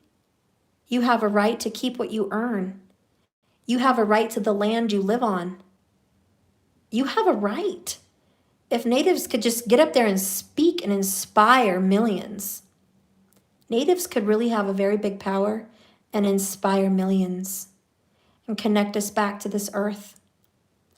If they could speak and say that they want money to go to our earth, to go to our national parks, and just our earth in general, the cleaning up of our parks, taking care and planting of our trees, the caretaking of our animals, If natives would just stand up and say, give that money to those causes, that would be worth it. That would be worth it. They have a voice and they should use it, because what's going down right now is corrupt and it is wrong and it is evil. I cannot believe we sit here and allow them to send hundreds of billions of dollars overseas. I'm sick of it. I can't believe we've even stood for it. And like Trump said, he said, you know, they gave me a 500-page bill. They didn't think I was going to read it. Most people don't. They just sign it and push it through. But he outed them on national TV. And he said they're giving AKA to amount of money to Pakistan. They want to give AKA amount of money to this place. You know, he outed them. And I'm sure they were embarrassed, because he actually highlighted some of the dirty shit that was in that bill. And before that, the media was making it sound totally different. They were like, oh, President Trump doesn't want to sign the bill. He doesn't want you to get your check. He doesn't want you to get your $600. Oh, the president's going to have a government shutdown. Screw Trump. What an asshole. You know, like that's basically what the media was promoting. Until Trump went out on national TV and he was like, so let's talk about this bill that I'm not signing. Let's talk about it. They want to give everybody else way more than you. That's not fair. I want to give you $2,000. How about that? Boom. Insult to all of them. They were like, oh, shh, I can't believe he just added us like that. And then he went on national TV and named off all the freaking places they were giving money to. And he was like, so, you know, to the public, I want you all to know the reason I'm not signing this bill yet is because of all this shit. And I want to give you more, and they want to give you less. So that's the real reason. And, you know, he's like, I just thought you should know. I just wanted to let you all know the real truth. You know, so he went ahead and blasted them. What could they say then? What could Nancy Pelosi and Chuck Schumer say then? Well, I guess you just got caught, basically. They really didn't know what to say. And then when he did sign the bill, because they were making him sound like an ass on national news, you know, he doesn't care about you guys losing your homes and your rent and your mortgage and all this and that. He doesn't care.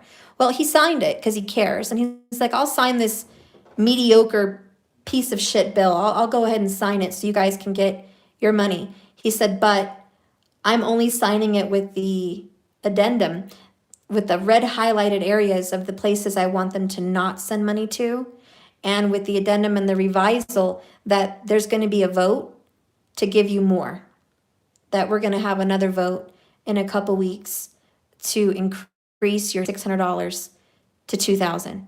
So in other words, I'll sign it right now to shut everyone up, but we're going to have a revision of this. We're going to come back. We're going to come back, we're going to talk about it, and we're going to go through this shit again. Because I'll sign it, but it's not over, you know? And that's what we went through with that, you know? And still, people are waiting. I didn't get mine. I know a lot of people didn't get theirs. But it's all crap. Patricia Bodell, exactly, they are ridiculous. Jack WFY is, yeah. So anyways, that's why I'm sad today. I'm just sad. I'm sad for us as a people. I'm sad that we're divided. My family members and I are very, very divided. They don't understand what's going on. I have younger family members than me that live in bohunk towns in Texas that have little to no education. You know, they're like 21, you know, they just don't know shit.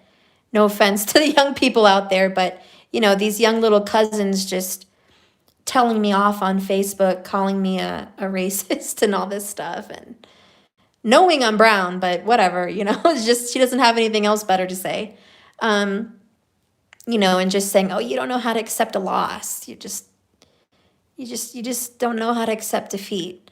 And I'm just sitting here like, wow, like, where has she been? Like, where has my family been all this time? Like, all my posts, all the research, everything that's been going down, just everything. Where, and for anyone to think that this is all over an election, that we just couldn't take a loss? No, not true. Not true at all. Not at all. Not by a long shot. This is about the government. This is about the corruption. No, no, nope. So I've been tired of the schools. I was getting antsy about Common Core still being in there. I was getting antsy about this Russian collusion and the spying that went on, the WikiPeaks, WikiLeaks, excuse me, the WikiLeak emails, all that shit that just went down, 4 or 5 years ago. I've been on edge. We've all been waiting to see these people get locked up, and nothing. So if they think this is all just about an election, they are dead wrong. We have been on edge, at the edge of our seat, upset, irritated, aggravated at the roadblocks, the obstacles for these arrests, the obstacles for schools, the obstacles for pedophilia. Like, we've been on edge, and we're just like holding our breath and literally running out of air and just dying because it's unbelievable, and then this happens. And it's just like, oh, Lord, stick a fork in me already. I just can't. This is about our lives. Yeah. If nothing else, Trump has woken up a lot of people. Thank you, Jack Wolf. And I think you're right. And we're going to go tonight with that in our mind. That gives us some kind of peace. If nothing else happened in this election, this 2020 election, honey, we are very awake. I've got friends extremely upset. I mean, you think I'm a problem. Like, you should see some of my friends. They're like, go out and get a gun. Like, they're out ready to go to the White House and sacrifice themselves and get rid of people, And I'm just like, oh my God, that's not where I'm at, but that's where a lot of people are at, They're just like, bring on 1776 one more time. Like, that's what they're ready for. And I'm just like, oh, I don't want that. I'm just, oh, my heart. I don't know. I don't know. We're in a mess, guys. We're in a real big mess. It's scary. We're living in those scary, scary times, like 1776. We really are.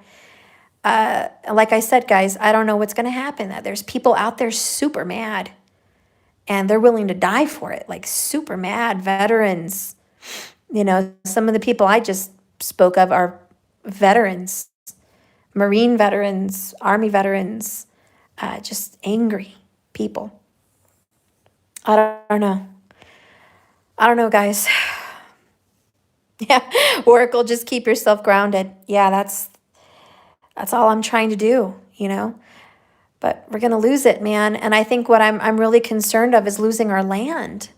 More and more land is being bought up by the federal. The federal government is buying more and more land. If they have power, they're going to overtake our homes in the future. We're not going to own our property. I mean, they already have rights below us and rights above us. Water rights, mineral rights, air rights. They have all these rights, even the homes that we own. I mean, this is a scary time. Are we going to get to a point where we don't own anything? They're saying that if socialism really does hit, and it may very well, that when you go to the store, you're not going to have options like you are used to. You're going to have store brands. That's it. You buy the store brands, and there's going to be things leaving the shelf. I know it's stupid, but look at Taco Bell. They cut their menu in half. I don't know if you guys have noticed. I went there the other day. Half of their menu is gone. They shorten their menu. They don't even have some of the options on there. Other restaurants, other places, like menus are just getting cut in half. I don't know if they can't, afford the food or whatever have you, but that's a problem. Some of the grocery stores I've been going to, a lot of the products are just not on the shelves anymore, and before you know it, like when you go shopping for honey, like you have like 20 different places you can get honey from. But lately you'll see like 10, and it's getting less and less because, personal businesses are going to shut down. And there's just going to be big corporate business. And that means unhealthier food. That means more processed food. That means not real honey. That means problems for our globe, problems for our universe. This is problems for the cows, problems for the pigs, problems for the animals, problems for the plants, problems for the farmers, problems for the bees, problems for you and me. I mean, it's not just a little something. It trickles down and it turns into a big something. And then before you know it, people are not going to be able to afford suburban area houses. Incomes are going to just go way down. People are going to struggle. You're going to see more and more houses with like 3 or 4 families living in it. Because how else are they going to pay for it? That's the end of suburbia. That's the end. Schools are going to be flooded. It trickles down, guys. It trickles down. People, look what happened when people were freaking out over COVID, taking all the toilet paper. I mean, what's going to happen when people think it's the socialist world, to each their own, an eye for an eye? People are going to get violent. People are going to get cruel. People are going to get mean. They're not going to be more loving and more open. People get crazy. So this is not, we're not super excited about this win because they want socialism. They want these things to happen. And that's scary. So, to think that this is just going to be fine and life business as usual, that's the problem. Business as usual keeps shortening the leash. Adrian Romo, I live near an airport and I cannot even go fly a kite. I get it, I do. And when and who draws the line? For whom? Exactly. You have to get a license to fly a drone now. You have to go to this class, get a license. You have to have a license to fish. You can't even just go out on the land and fish. What do my Native Americans have to say about that? This is God's earth. Why do you have to pay the government to go fish? Okay? And these are things that have been around for 50 years, but it's just getting worse. Pretty soon you're going to have to pay the government to just have a license to go shopping at the grocery store. What if they say you have to take the vaccination and you have to have a vaccination card at the cash register? What if that happens? And you have to take your VAC card to the cash register to check your food out.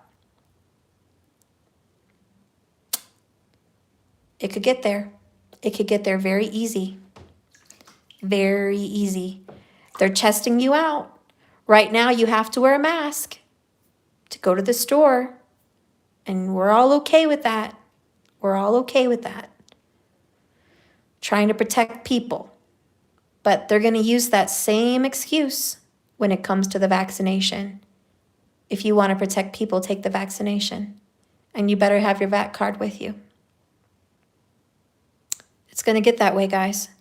And that's why I'm saying you think this is just some little election problem. It's not.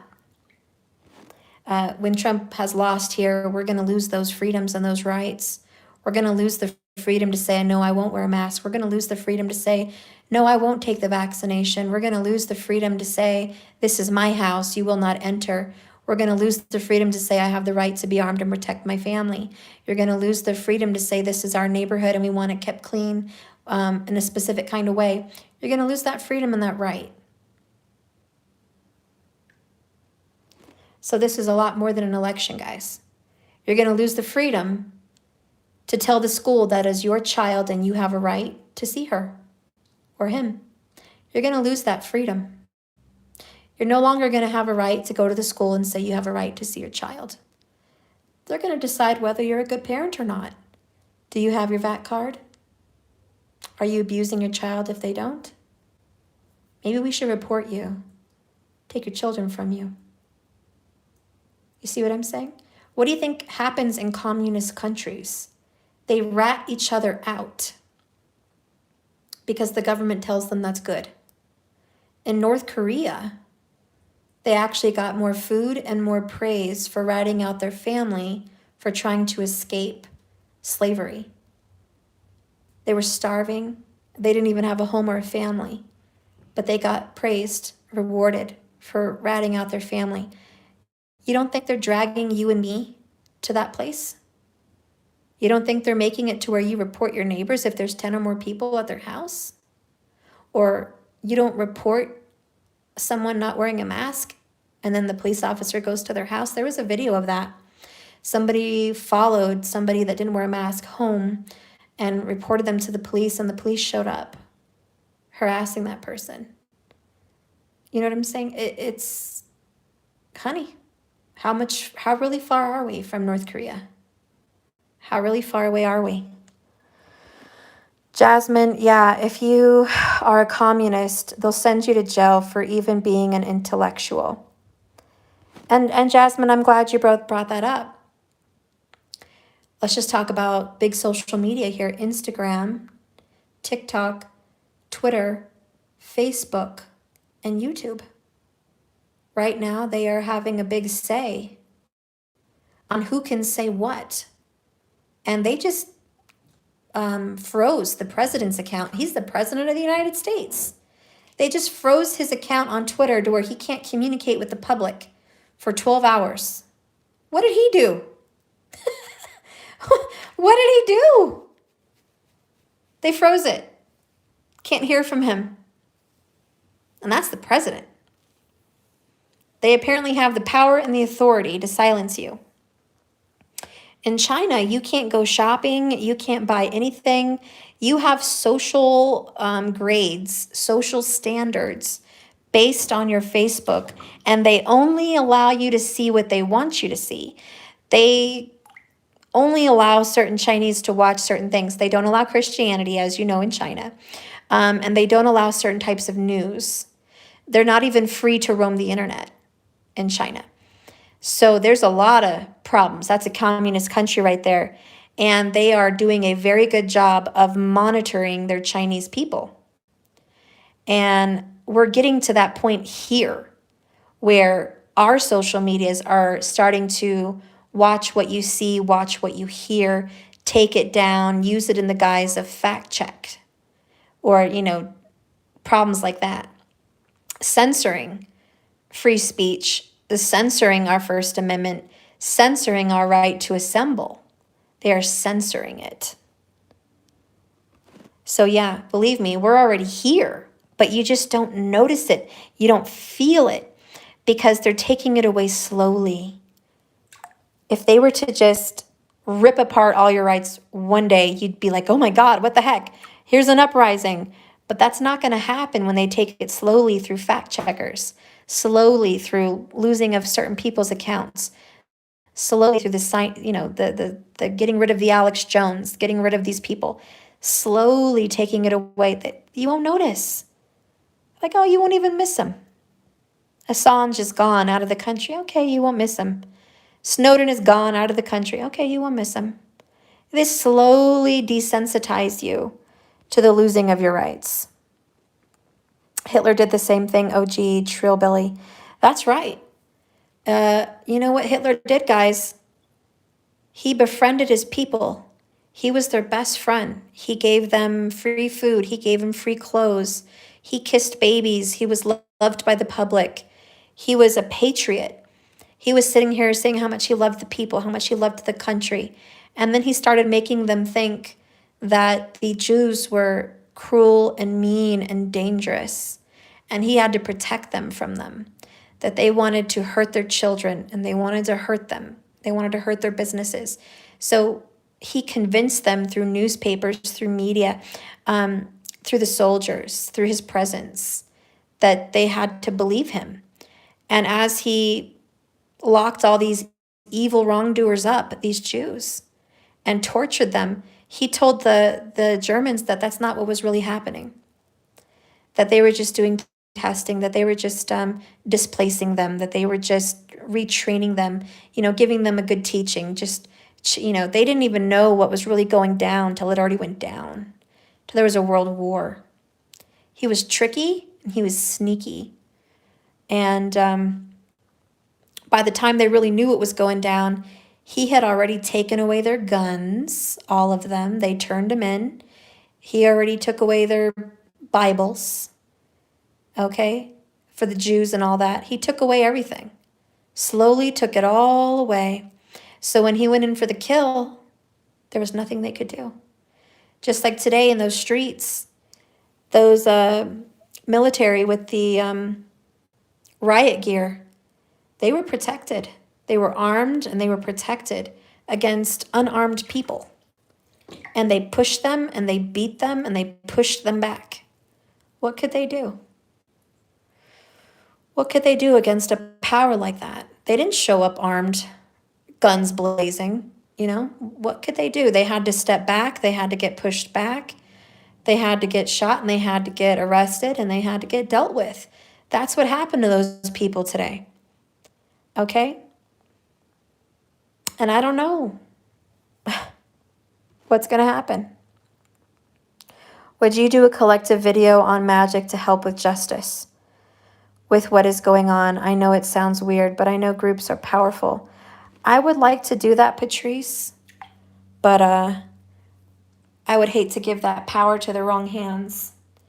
There's a lot of people that watch my channel that are anti-support, and to give them my gifts to help them, hell fucking no. But I will be using my own powers myself, and if you want to join anything like that, I may be able to private message you on that, because there are some powerful things we can do and that I haven't done, and women are especially powerful. So I would love to definitely show you privately about that. But yes, there's some things we can do for that. That's why I need to regain my energy. I feel so drained, my body. I tell you, my arms today, I couldn't even lift my arms. I couldn't even lift them. They were like noodles. I felt so defeated. I felt so tired, so beat down. I'm still, guys, I reported to the police about what was going on with my son. I told you guys that some predators had tried to contact my son. They did. And there were some very evil things that went down, and I'll keep that private between me and my son and the police that I'm dealing with. But he was not physically harmed, but through the internet, okay? And I was enraged about this. And I reported to the police. They took 15 minutes to answer the phone call. And then they made me wait like 4 hours before the police officers actually came here. They sent the wrong person to the house. I felt, a pedophile. He was the police officer that felt a little bit twisted, a little fruity cake to me. And he just did not seem to sympathize. And they were taking the report down, the images, copying the text, copying the information. And he said that they're going to get back to me, that they had to give it to an investigator, a specific team that would look into that. And I said, okay, that's understandable, and I'll wait for that. I'm still waiting to hear back. That was, I want to say, a month and a half, six to maybe 8 weeks ago. You think child endangerment and child protection services would be a little bit faster than that? I'm still waiting. I've contacted the police department 2 times and left a voicemail on those officers' voicemails. I have not got a call back. I got one call back from a victim's advocate. That was it. I'm still waiting to see about the investigation. I'm still waiting to talk to the detective. I'm still waiting to see what's happening with the case. For all I know, that person ran, deleted his profile, his IP address, and whatever else went down. You think I'm okay with that? That's our justice system. I'm not okay, guys. I'm not okay. So don't think this is just an election. It is, the government sucks right now. I repeat, the government sucks right now. They are doing a shitty, piss poor job. A very terrible job right now. And we are sick of it and we are tired of it. Oh, hang on real quick, guys. What's going on? I'm showing Matthew that Earth Godzilla is the one with the non-blue spikes. Okay. Let him be happy. I'm on live, Danny. I'm on live with my people. He's talking about this one. Okay, well, he's wrong. Danny, agree with Matthew right now? And don't make him cry. Danny, Yeah. Danny, tell him that he's talking about Okay, you need this to, one. okay, close my door. Bye, guys. Just tell him that this one is wrong. Okay, you're right. You're right, Matthew. Whatever you say is right. Danny, Mom, tell him that it's wrong. Matthew's right. You're wrong. See, this guy Okay, does not close my door. Because you're wrong. Okay, close my door. Okay. I'm sorry, guys. I'm sorry for that interruption. I've probably been on here a little bit long. I need to probably head off. Oh, look at that, 111 minutes. In the bath, I'm turning into a prune. Sorry, they were playing and disagreeing on something about a Godzilla toy. Matthew said it was the Earth Godzilla. Danny was laughing and saying it was a different Godzilla. It's no big deal. They were just, he's an older brother torturing his little brother, making him run around and cry, believing it's not that Godzilla when it is, and, having a good time torturing his brother. That's what's going on. No worries, guys. Everything's fine. That's what's going on. And, just kids. Just boys, okay? But, as I was saying anyways, guys, and I probably will be going here soon, so I can get out of this freaking bath. But, yeah, I'm not happy with the justice system. I'm not happy with the way the police departments are operating investigations. And I'm just flat out not happy with the way they serve the public. The government as a whole, your state government and your federal government, do not respect you, okay? The school, which is basically part of an extension of the government, or at this point, they're federal now, they do not respect parents and treat you with the authority as their parents, as the taxpayers that give them those careers, those jobs. There's a lack of respect to the American people. If you weren't out there going and working every day, getting a paycheck and giving away part of your paycheck to the federal government, which everybody does, these organizations, these departments wouldn't be a thing. If nobody worked, these departments wouldn't be a thing at all. Federal this, federal that, none of that. The IRS wouldn't be a thing. Okay? The Department of Education wouldn't be a thing. The Department of Justice wouldn't be a thing. And people say, well, Stephanie, if we didn't pay them, then how would we have schools? How would we have police departments? Listen, they were doing just fine before they started taxing us. There was always police for hundreds of years before taxes were paying them. However it was going down, it was going down. I understand there's a certain amount of taxes that now we have a lot of people. We should give a percentage of our money to support these departments. But do we have to give an excess? Do our politicians deserve to make millions? I don't think so. Why don't you go ahead and pay the politicians $40,000, just like the teachers and the police? Why don't they all have a unified socialist approach? You all make the same amount of money. How about you guys just be fair? They're trying to shove it down our throats. Let's shove it down theirs. Okay, you guys should all make the same amount of money. Doesn't matter if you're a police officer, doesn't matter if you're a teacher, doesn't matter if you're a senator, doesn't matter if you're a congressman, doesn't matter if you're a judge, doesn't matter at all. If you work for the people, you all should make the same amount of money. Just go ahead and keep it fair. Speaking about that, I just got my paycheck today. Yeah, look at your paychecks and see how much leaves you. Social Security, federal taxes, state taxes, just go ahead. And then how much money do you pay the bank to put your check in there and take the money out? How much money do you pay on your sales taxes?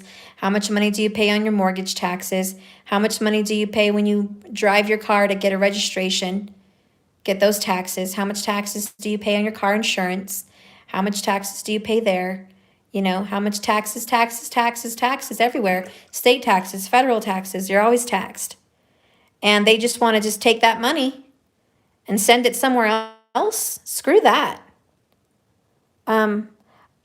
It wouldn't, without us, give them our taxes. Exactly. If everybody just said, we're not working, you're not getting your money. None of us are going to pay taxes. Don't you think the IRS and the federal government will be busting down your door? Pay your taxes. Then it would be a real government shutdown. Be a real government shutdown. Those banks would really stop working. You know, you can get fined for creating your own electricity if you live in the city. So say you wanted to like make your own water heater that could just, you know, heat up your own water, and you wanted to be more frugal. You wanted to just use a fireplace for your house or whatever. That's not okay. That's not okay. The government wants you to pay this money to their system on grid. You cannot be off grid. You have to put money in to the government. Why? Because you don't think all your things are overpriced? You don't think there's a little off the top going to these places? You don't think people are bought, people are bribed, people are paid for? Believe me, they are. Q Chicana, the answer is in the middle. Not all police, not all low-income residents, not all politicians. We need new social contracts and shame those disobeying 5D requirements, focus police financial institutions. I love it. Look how brilliant we are, guys. Our people are brilliant. Don't put those fuckers on pedestals. Don't make them think they're the only educated, smart, intelligent people on the planet. Don't give them millions of dollars. Don't vote them in and make them feel so special. You could easily be there, girl, as anybody else. You could easily put yourself right there. Yep, the car insurance, yep, maintenances, yep. Any of you guys could be up there. Why shouldn't you? Why shouldn't you? You know, like I said, this is all screwed up. And today, this was not about the election. Today, it was about the corruption. It was. Hey guys, I lost you. I don't know. I think maybe I said too much. I think maybe I shouldn't have been talking about certain people, or they shut you down. So I'm going to be a little bit more careful with what I say on my channel. I have to say some code names, okay? I have to say some code names. It was the weirdest thing. My phone's in the charger, everything's fine, but it just, I don't know, maybe it's Mercury retrograde, maybe it's not, maybe there's some kind of an algorithm watching words today, I don't know, but I'm going to be careful. But I'm going to end it on this note. Someone said it was a certain name. Maybe it was a couple names I said that I shouldn't have said. I'll talk in code, okay? Thank you all for listening today. Mostly, I just really wanted to vent and tell you guys I'm with you. I love you. I'm hurting. I feel a little defeated today, like everyone. I just also wanted to let you guys know I have a lot of love for you, all of you that watch my channel and believe in tarot and believe in any of this. A lot of love for you. You're my people. I value your difference of opinions. I think it's your passion and my passion that make us who we are. I love it about you. I love differences in people. So don't feel bad if you have a difference of opinion than me. That's perfectly fine. I love your passion. You know, just like I love Marker's. I love his passion. Even though we're always on completely two different wavelengths, you know, politically, I love his passion. I think someday we as a people will stand all together against tyranny and against this kind of stuff. Somebody had asked me a question earlier, and I think the question was, would you feel the same way if Trump won? And that was on my Facebook today. Somebody said, you know, if Trump won, would you be feeling this way? Whoops. I pulled out again. See, I think I can't say that name. I can't say that name today. If Mr. T won, okay, I'll say Mr. T for code. If Mr. T won, would I feel the same way? The answer is yes and no. No, I wouldn't feel as vulnerable because I feel like he's from the outside.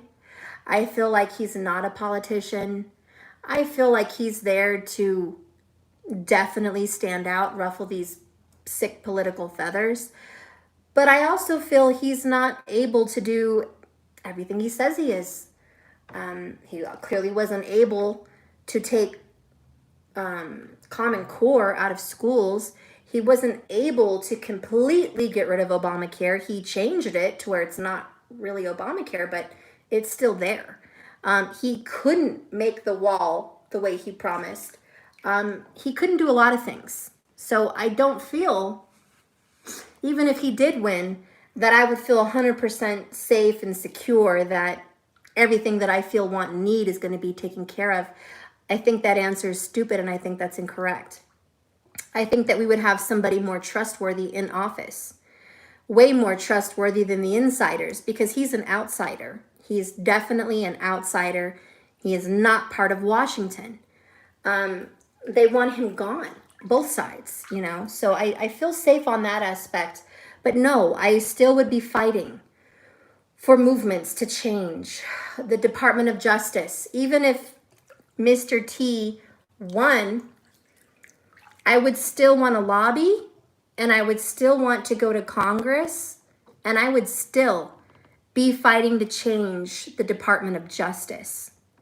When it comes to the Department of Education, whether Mr. T won or not, I'm not happy with what it's been for 4 years. Hell, I'm not happy what it's been for 8 or 12 or 20 years, okay? I would still be trying to gather votes from my people, getting together signatures and putting together a bill to dismantle that Common Core, okay? I would still be going against that. And to be honest, I think I may be a little bit radical, but some of my beliefs include defunding some of these departments. The Department of Education, I would vote to defund it. I think each of our states can handle our own schools. I think that our governor and our senator and our mayors and our principals and our own little, district, like District 11, District 20 schools, I think they can hire people to handle the income and the financials of the school and manage it. I think that can be done just fine without federal agents, okay? I also would definitely vote to defund a few of the systems they have in public school that aren't needed. I would also want to vote to where all children in school are mandated to eat whatever they want, and it's included, whether that is the school lunches or their own lunches. I feel like every child should definitely be provided lunch, okay? If we can provide our prisoners in federal state prisons for lunch, breakfast, lunch, and dinner, I can certainly see that we can provide our schools for our beautiful children with those meals, okay? I don't think that should be a problem. I think that needs to be addressed. Our children deserve to eat and not have a struggle to fucking eat when they go to school and have to deal with some rude lunch lady or some cruel authoritarian. I think children should go to school with a right. a right to protection, a right to speak out, a right to eat, a right to speak to their mom or their dad if they ever feel the need, no matter what time or day it is.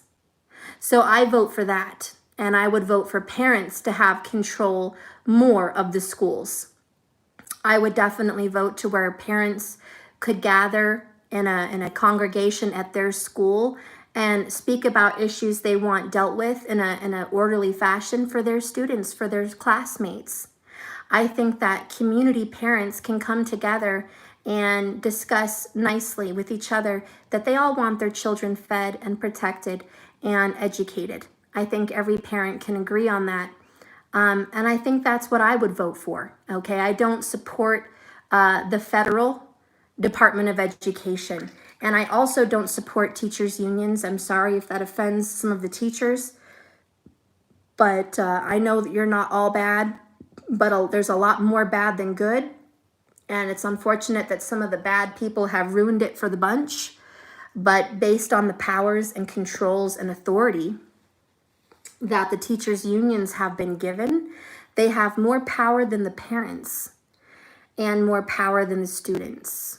And I think that's wrong. I think it's very wrong. I think our schools should be ran just like our colleges. When you guys enroll in a college, you have rights and you have protections, okay? You are a student with protections. Your teacher may not disrespect you or harm you in a physical or an emotional abusive way. If your teacher or professor was to harm you or abuse you or mistreat you in some way, they would lose their job. Okay? I also think that if you felt you were being treated unfairly or something like that in college, that would be dealt with in a timely manner, and you would be definitely treated with equality in your college. And I think all schools in the lower education systems should conform and be the same way. Every student should be treated equally, and that would be that. I think parents should have the vote to see what kind of education their children are being taught per school, to decide whether they want their kids to go to that school or not. And you guys would have the rights, okay? And there would be tuition for your children to another school if it was more inconvenient, because the money should follow the child. Your children should have that right. So those are some of the things that I support. I want to look out for the families and the children. Screw federal government, okay? That's not priority, not by a long shot. So that's that one. And when it comes to the Department of Justice, I think I can speak for almost, and I say almost sparingly, almost every American out here.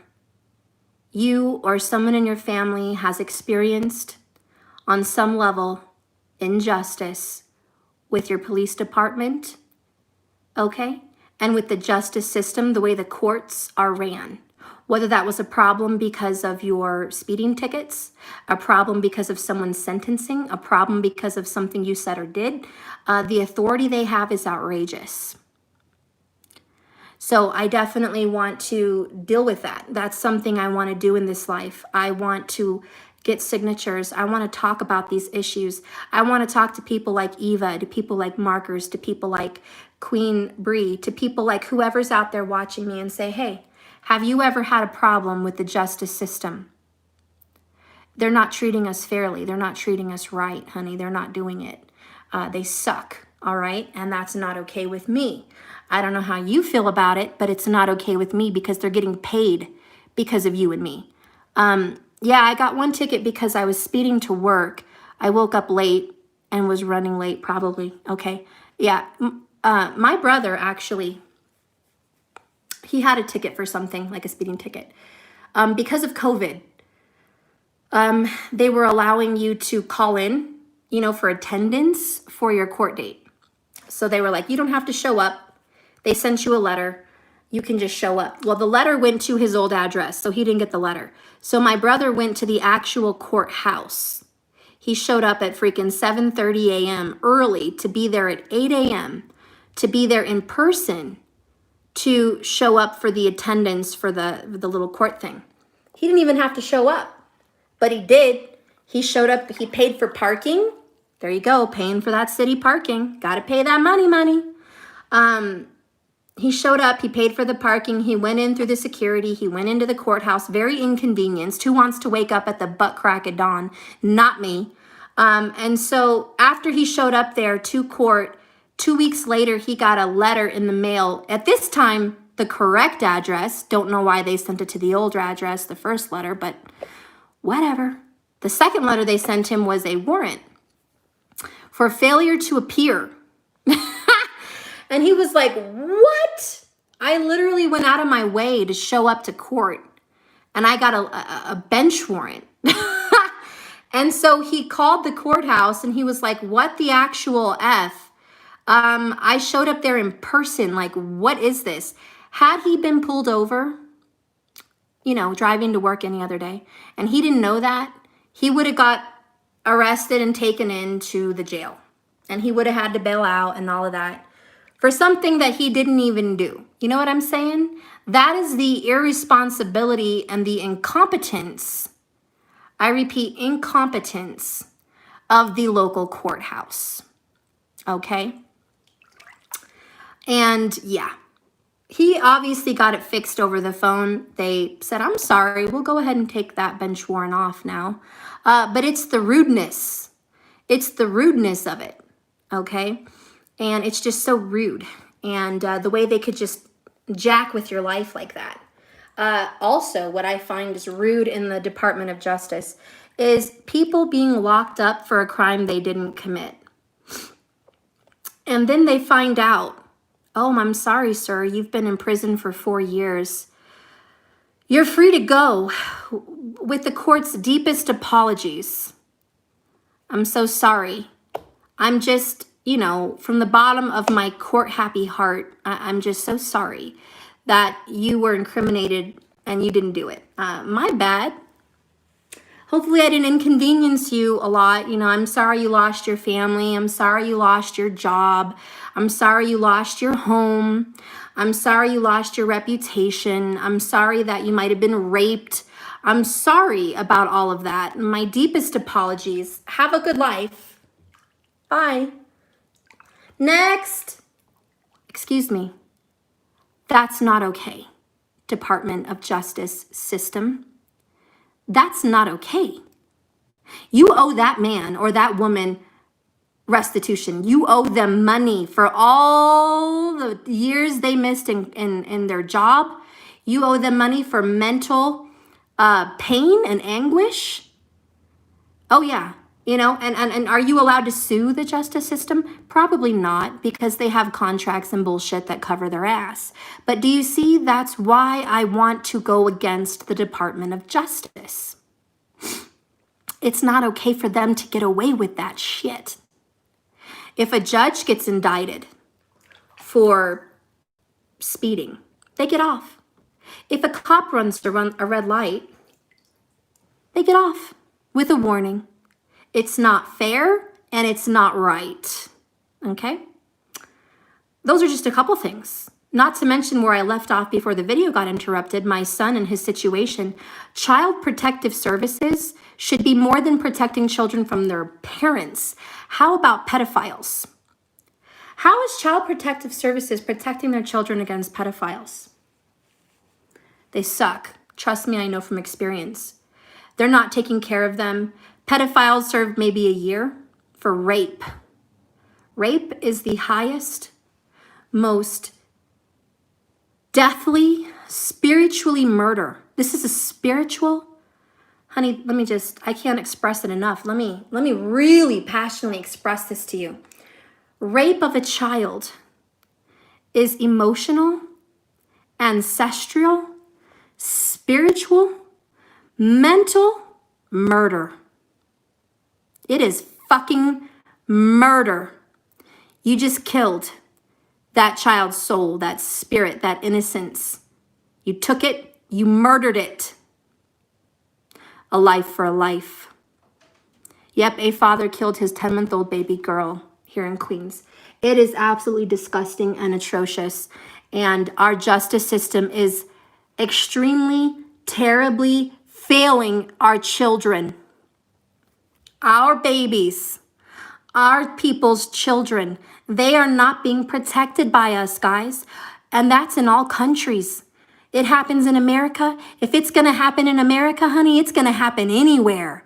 Anywhere. This is the land that is supposedly the most protected, the most free, the most strong as far as justice. Are you fucking kidding me? In the greatest country on the face of the earth, these pedophiles are getting let out in less than a year?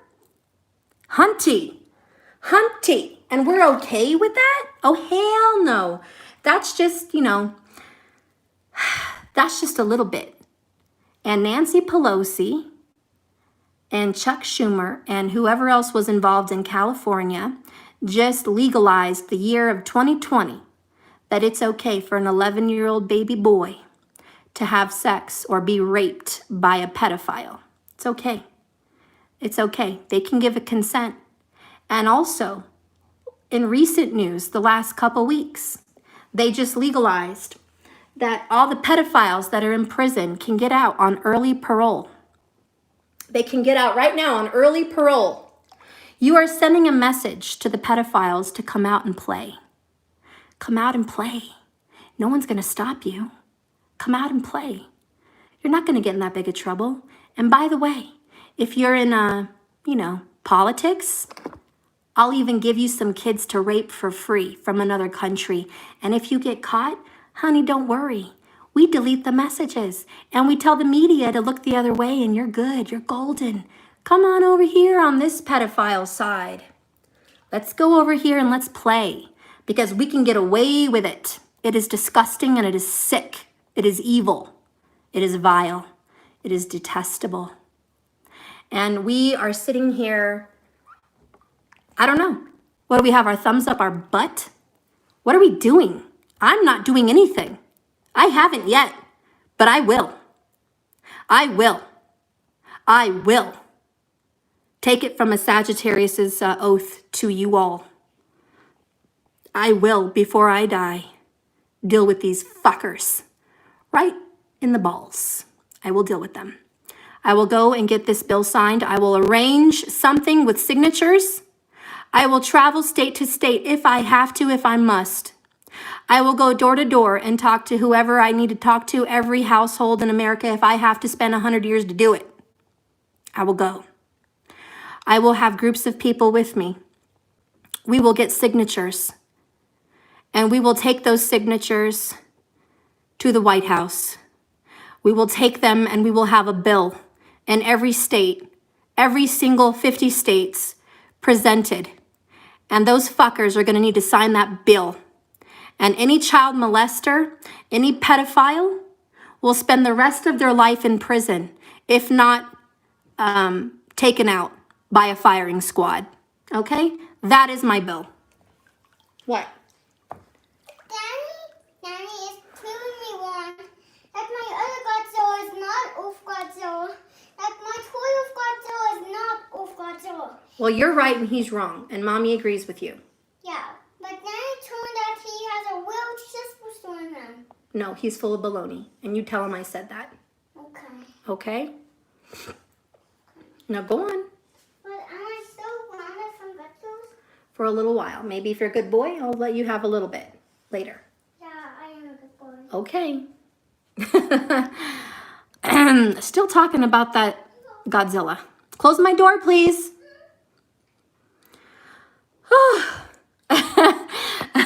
You guys are cute.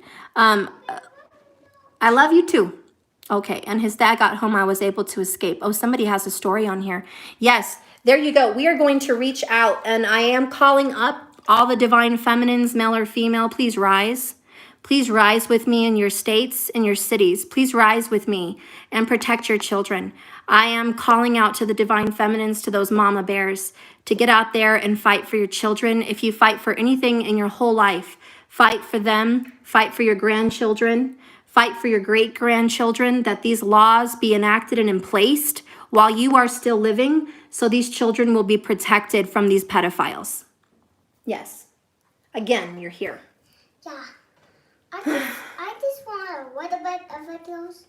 Just a little bit. Fine, if you leave and you wait till I get out, fine. But I'm not done yet. But just, I'm using my phone, so how can I give you my videos right now? I mean on the TV. No, we're not doing that. You're gonna have to wait for this when I'm done. So go on and close the door. Okay. Oh, need some cold water. I'm getting lightheaded. I love you too. Get some cold water here. Oh, good Lord. This bath. 1 minute it's cold. The next minute it's hot. Can't keep up with my own self. Get some cold water on my head. Oh, Lordy, that feels good. Okay. Anyways, I got distracted on that. But like I said, I definitely want to have that bill come into play before I die.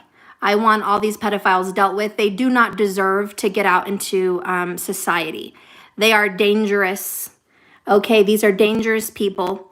They have a predator mentality.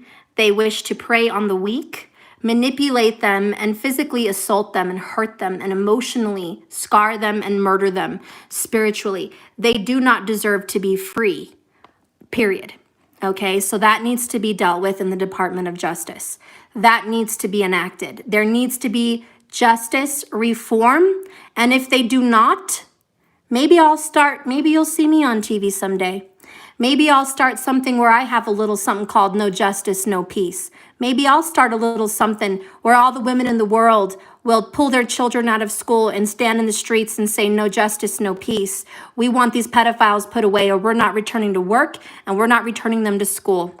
You can defund the education system and you can defund the Department of Justice. You can defund all that shit until you guys protect the children. Maybe us women need to do that shit to get some attention around here because they're not listening. So that's one thing that needs to be done, okay? They need to protect our babies. The next thing that is an issue for me was drunk driving. My father was killed by a drunk driver. He was an irresponsible asshole. He had already been arrested for drunk driving, DUIs before. Apparently there's some kind of a law that after a certain amount of years, your DUI gets removed or it doesn't matter anymore. But he had almost beaten a man to death prior. He was a violent drunk and he was an alcoholic as well as a drug addict. So he was allowed to have a license. I call that bullshit. He wasn't 20 years old. He was almost a 40-year-old man. He was older to know better. And he decided to get drunk and high and drive a 3-hour distance, and he made it in 30 minutes. He was speeding so fast, like a blur. People were reporting him on the highway. And the officers, the state patrol, were not fast enough. And the reason they were not fast enough to stop this person in a pursuit or something was because they said they were in a shift change. They were changing shifts, which means there's like a half an hour break. I don't know. I guess it was dumb fate. It was in my astrology chart, so shit happens. But during that 30 minutes was the unfortunate period of time that my dad was hit and killed.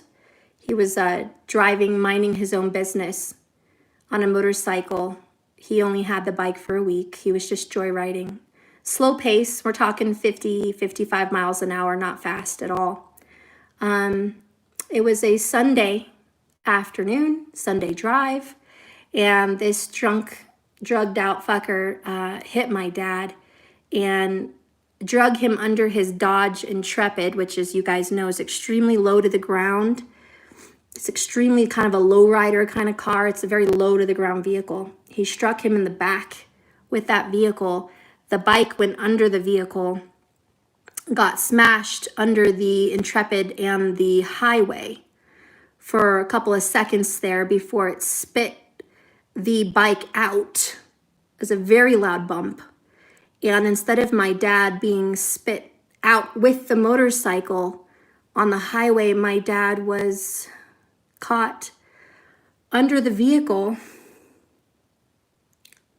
I'm sorry, I got a little emotional talking about it. He was caught under the vehicle and dragged 180 feet, violently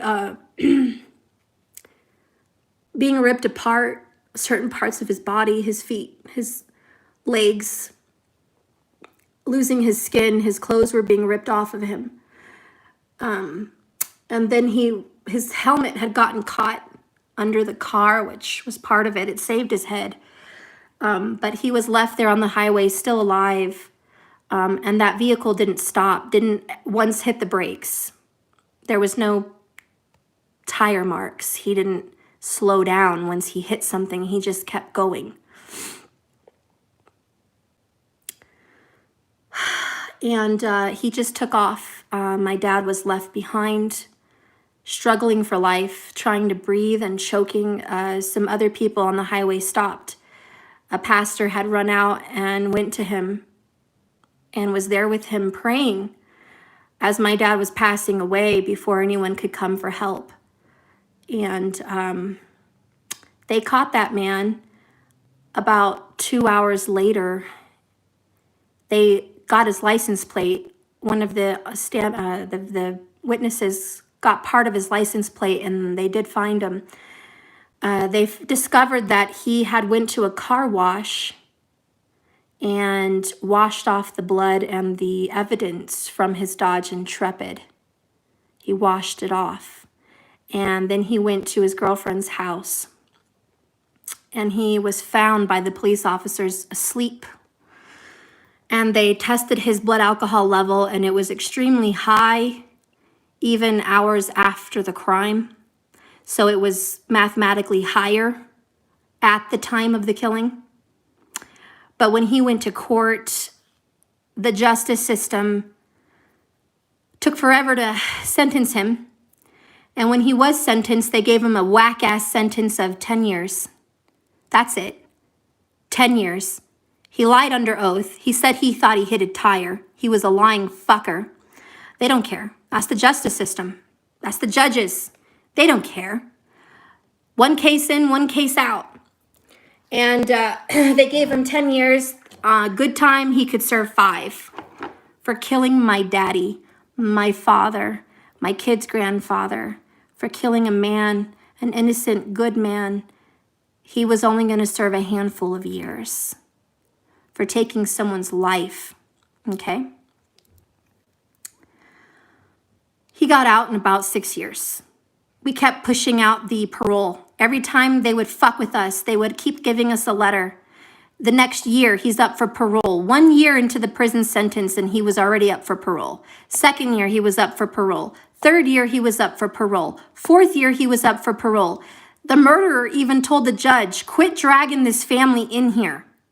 Quit making them suffer every year, driving 4 hours out of their way to the penitentiary to come to this hearing. If you're going to make me serve my time, make me serve my whole sentence, but quit dragging them there.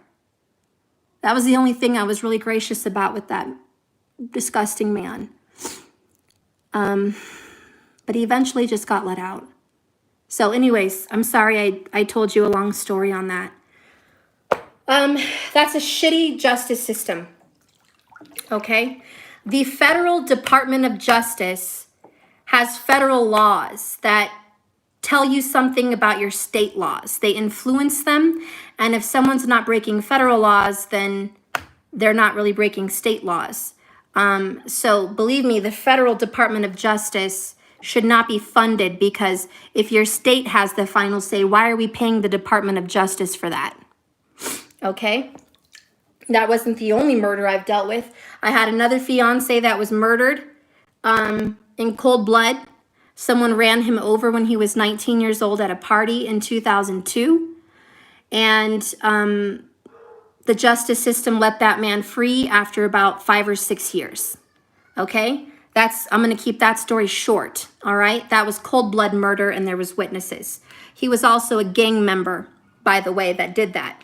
Another person that was killed in my life was my kid's father, and he was 33 years old, and he was murdered by a 45-year-old Jamaican from Brooklyn, New York. He lived there, both of them lived there, And this man and him were having an altercation. This man was carrying an illegal firearm. Why do I say illegal? It's illegal to carry one out there in New York, but obviously no one follows the laws. So we already fucking know that laws are stupid. You should be able to protect yourself. But my kid's father didn't carry because he had already been to prison a couple years before for carrying a firearm in Florida. He was already shot at by gang members, and he carried a weapon for his own protection. So in 2000, I want to say 15 or 16, he was jumped and ambushed by a group of 4 thugs in the state of Florida. They attacked him with knives. He was Puerto Rican, that's right, Laura. He was a man of color. And these thugs attacked him with a knife, stabbed his arteries. And then because he had a weapon, because his life had been threatened multiple times, he was scared for his life. He was carrying a firearm to pull out on these thugs, in which they overpowered him. The group of thugs overpowered him. He didn't want to shoot them. And they pulled the gun away from him, and they were going to shoot him in the face. But he covered his face with his arms and his shoulders and his elbows. He tried to cover himself, and they ended up shooting him in the elbow, and it went through the elbow and shattered, and then through the wrist. Kind of I don't know how that happened, but he got shot by his own gun from his elbow and his wrist. And so he went to the hospital, and he was in there for about a month. He lost function of his wrist. And it was self-defense. You're right. But he went to prison in the state of Florida for carrying an illegal firearm, which federally should not be illegal because the Constitution of the United States allows you to carry a firearm. But because he didn't have good lawyers, because he didn't have any lawyers, and because he was poor, and because he was a man of color, and already in the system, they don't care about that shit. They went ahead and threw the book at him, and he served 4 years in Florida State Penitentiary, Florida State Prison, for nothing. He was the one shot. He was the one in the hospital. The detectives never even found the group of thugs that assaulted him. Never even found them. I think they gave up. We've still never, since 2015, or actually, I guess it was 2013. 2013, never found them. So those violent, murderous thugs are on the loose in the state of Florida. Anyways, after that whole event, which was injustice, okay? After serving all that time for doing nothing wrong, that's when he ended up getting murdered. About 9 months after he was let out, he was visiting a girl at her apartments, and some other guy that was married liked the girl also, and they had an altercation about something like that in previous weeks. Well, the Jamaican man in Brooklyn, New York in 2017, who was 45, who was married with 3 children, threatened that if he saw my kid's father ever again, you know, he would fuck him up. He was going to keep an eye out on him. And he ended up seeing him in the streets one more time. And at this time, the man carried a firearm, and he decided to get into an altercation with my kid's father. They were yelling at each other, and then the man, this was all caught on the corner street camera. The man ended up showing my kid's father the gun, and my kid's father put his hands up in the air in surrender and said, all right, you know, you win. You know, he didn't want to lose his life. He had already been shot before in Florida. He wasn't trying to have another loss of life or any other problems. So he backs away from the guy and he says, okay, all right, you win, have whatever you want, leave me alone, just surrendering to the guy. And he walks away around the corner. And this is all caught on the corner street camera in Brooklyn, as he walks around the corner of the building, out of sight from the other guy, he was running very quickly, trying to get away. The man started to go the opposite direction. He started to walk away. You could tell he was like, fuck it. Argument over, I won, you know, I'm out of here. But no, he turned around, ran back to the corner, went around the corner, saw my kid's father running up the street away from the situation, and he shot at him about 6 times in cold blood, caught on camera, straight murder. Shot him in the back, and he got caught in the heart and in his lungs. And he ended up going to the middle of the street there and gasping for help, trying to get cars to stop. No one stopped. People kept driving. Onlookers were ducking, scared, thinking it was a shootout. And he ended up just falling in the street, and some other woman showed up with her daughter, and they said, "Sir, are you okay?" He was grabbing the phone, his cell phone. He knew he was dying, and he wanted to call me and my kids. And he told the woman, "Please, call my wife and my kids and tell them I love them. Tell them I love them, and I'm sorry." He couldn't even pull up the number. He was gurgling on his own blood. The woman just got the phone and called 911. They showed up, you know, a few minutes later. He was still alive. He was gasping for breath. And they tried to save him in the ambulance. They were doing all they could. He was still alive. He made it to the hospital, and he was trying to make it. But he didn't. He died in the hospital. So we all got that call. The worst part of this, it was on Father's Day. This was 2017 on Father's Day. He was killed shortly after midnight. And we heard about it in the morning on Father's Day.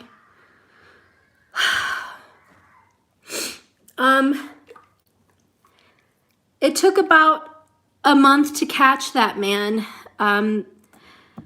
People didn't want to talk. They didn't want to rat people out. They caught it on camera. They located his apartment. When they found his apartment, they saw that he cleared out all his furniture. He left his lease.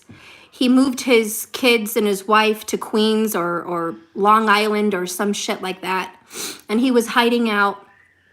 And there was an award for him, and detectives were looking for him, and he ended up turning himself in because they had contacted his mom and his dad and his wife and his kids, and they weren't letting him get near them. And so he knew, I just need to turn myself in. When he did, he tried to make a plea bargain. If I turn myself in, can I do less time? And they ended up giving him less time. They didn't even have a trial. We really wanted that trial, but no, the fucking justice system in the state of New York City, Brooklyn Police Department, the New York courthouse, Kings County Courthouse, those fuckers wanted to give him a break. And they decided to give him 20 years for cold blood murder. And as you guys know, you only have to serve 50% of that time. Okay, 50% of that time for good time. All right. So how many years do you think that the man that killed my kid's father is going to serve? This Jamaican from not even a legal resident yet of our United States. Okay, he was here on a work visa, whatever. How long do you think he's going to serve? He's going to serve 10 years for cold blood murder. My kids and I still suffer. My family still suffers. His mom died of a heart attack not even a year later. My kids lost their grandmother from the stress. She cried every day and lost her heart and her mind and her soul over her only son. And my children suffer without a father. I struggle raising my children. My son does not know what a man is at this point based on our lifestyle and what's been happening. He's going down this very difficult path with me as a single mom of 3 kids. It's very hard. And that fucker is only going to serve a portion of his life. So believe me when I say this, and I'll try to end this video once and for all. If there's anything else I can do before I die, it would be to deal with this justice system. It would be to deal with the Department of Justice. Because I do not like how they run things. I do not like our laws. I do not like how you can murder and not serve life. I do not like how you can harm children and not serve life. And what I mostly don't like is that murderers and pedophiles serve less time than drug dealers or prostitutes or pimps. Those people are hurting themselves. Drug addicts are hurting themselves. Okay? And in my opinion, people that want to buy drugs, they're idiots. They're going to do what they're going to do. If they die, that's their bad. They serve their own karma. Drug dealers get caught and put in jail back and forth. That's their own karma. You should fine a drug dealer a whole lot of money. Maybe for 10 years fine them, but you shouldn't imprison them the same way you would, well, not even the same way. Let's just say worse. Worse than a pedophile or a murderer. Okay? So anyways, these are some of my qualms with the justice system. I don't think drug dealers and pimps and prostitutes should serve more time than pedophiles or murderers. I'm sorry, but that's a qualm I have. I also think that people that work for the government should not be given a break. They should be treated equally with the rest of the people in America. Whether you are a congressman, a senator, a judge, a lawyer, a police officer, or a school teacher, or anybody else, if you work for the government, you should not be given a pass while no one else does. So I don't know if you all feel that way, but that's how I feel.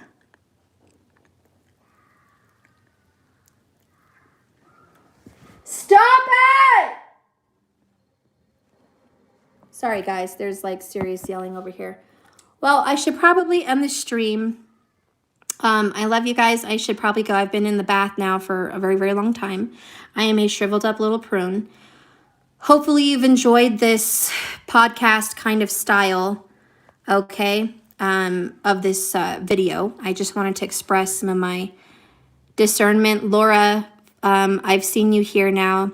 Thank you for saying I'm strong. I appreciate that. I appreciate that comment. Ashley, thank you. You know, you guys are wonderful. And we are strong. We're strong women, and we're going to take care of our children. We're going to take care of each other. And we have to look out for each other, and we have to look out for our people. We should keep a lookout for people like minorities, like myself, like my kid's father, like anyone else that could be wrongfully mistreated compared to anyone else. But I also know it happens to white people. I am not racist. I am not biased at all. I had an ex of mine that was 100% Irish, white, and he was also imprisoned unfairly at the age of 14. He got in trouble for, I guess it was kidnapping and something else. He was 14. Him and some older adults, they were about 19 and 20, were going around and I guess bullying some people that owed them money for weed, okay? And he was a kid. He was in ninth grade, a little freshman. And he was following around these cool guys trying to be influenced, and they ended up taking this guy from school and taking him to the mountains and leaving him there. So he, not super far, but they were like, 30 minutes from town, and they just dumped him there as a threat. You better give us the money. And they drove off. So he had to walk home. And so he got charged and went to state prison as a 14-year-old, and God knows what happened to him in there. I don't even want to think of it, to be honest. But he was white. He was an Irish American white boy, and he got sent to prison.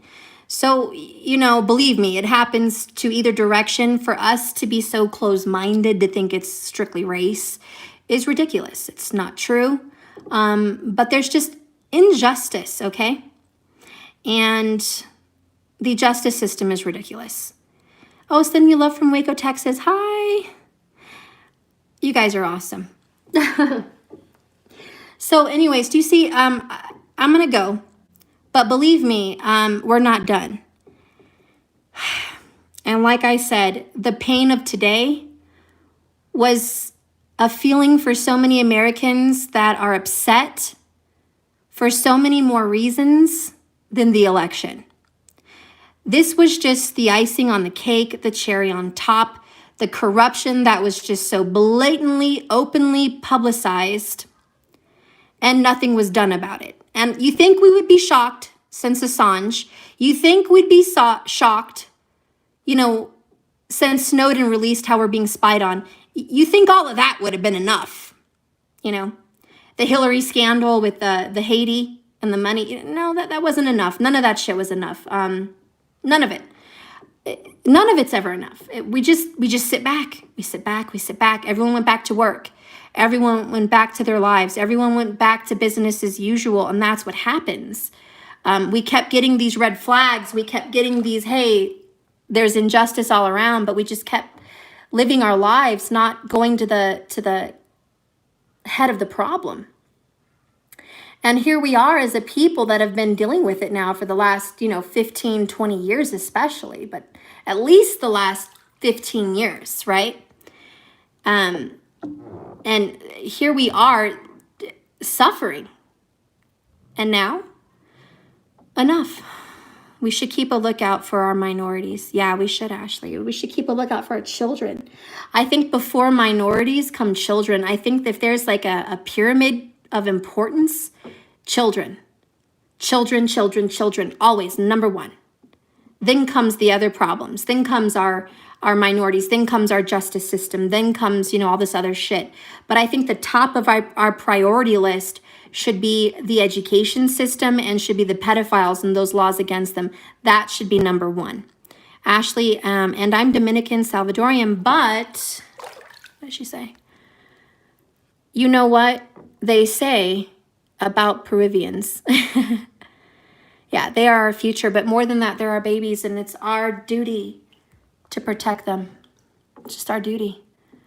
And I told them that he was going to be seen in court, and he still owes me money too. Oh, man.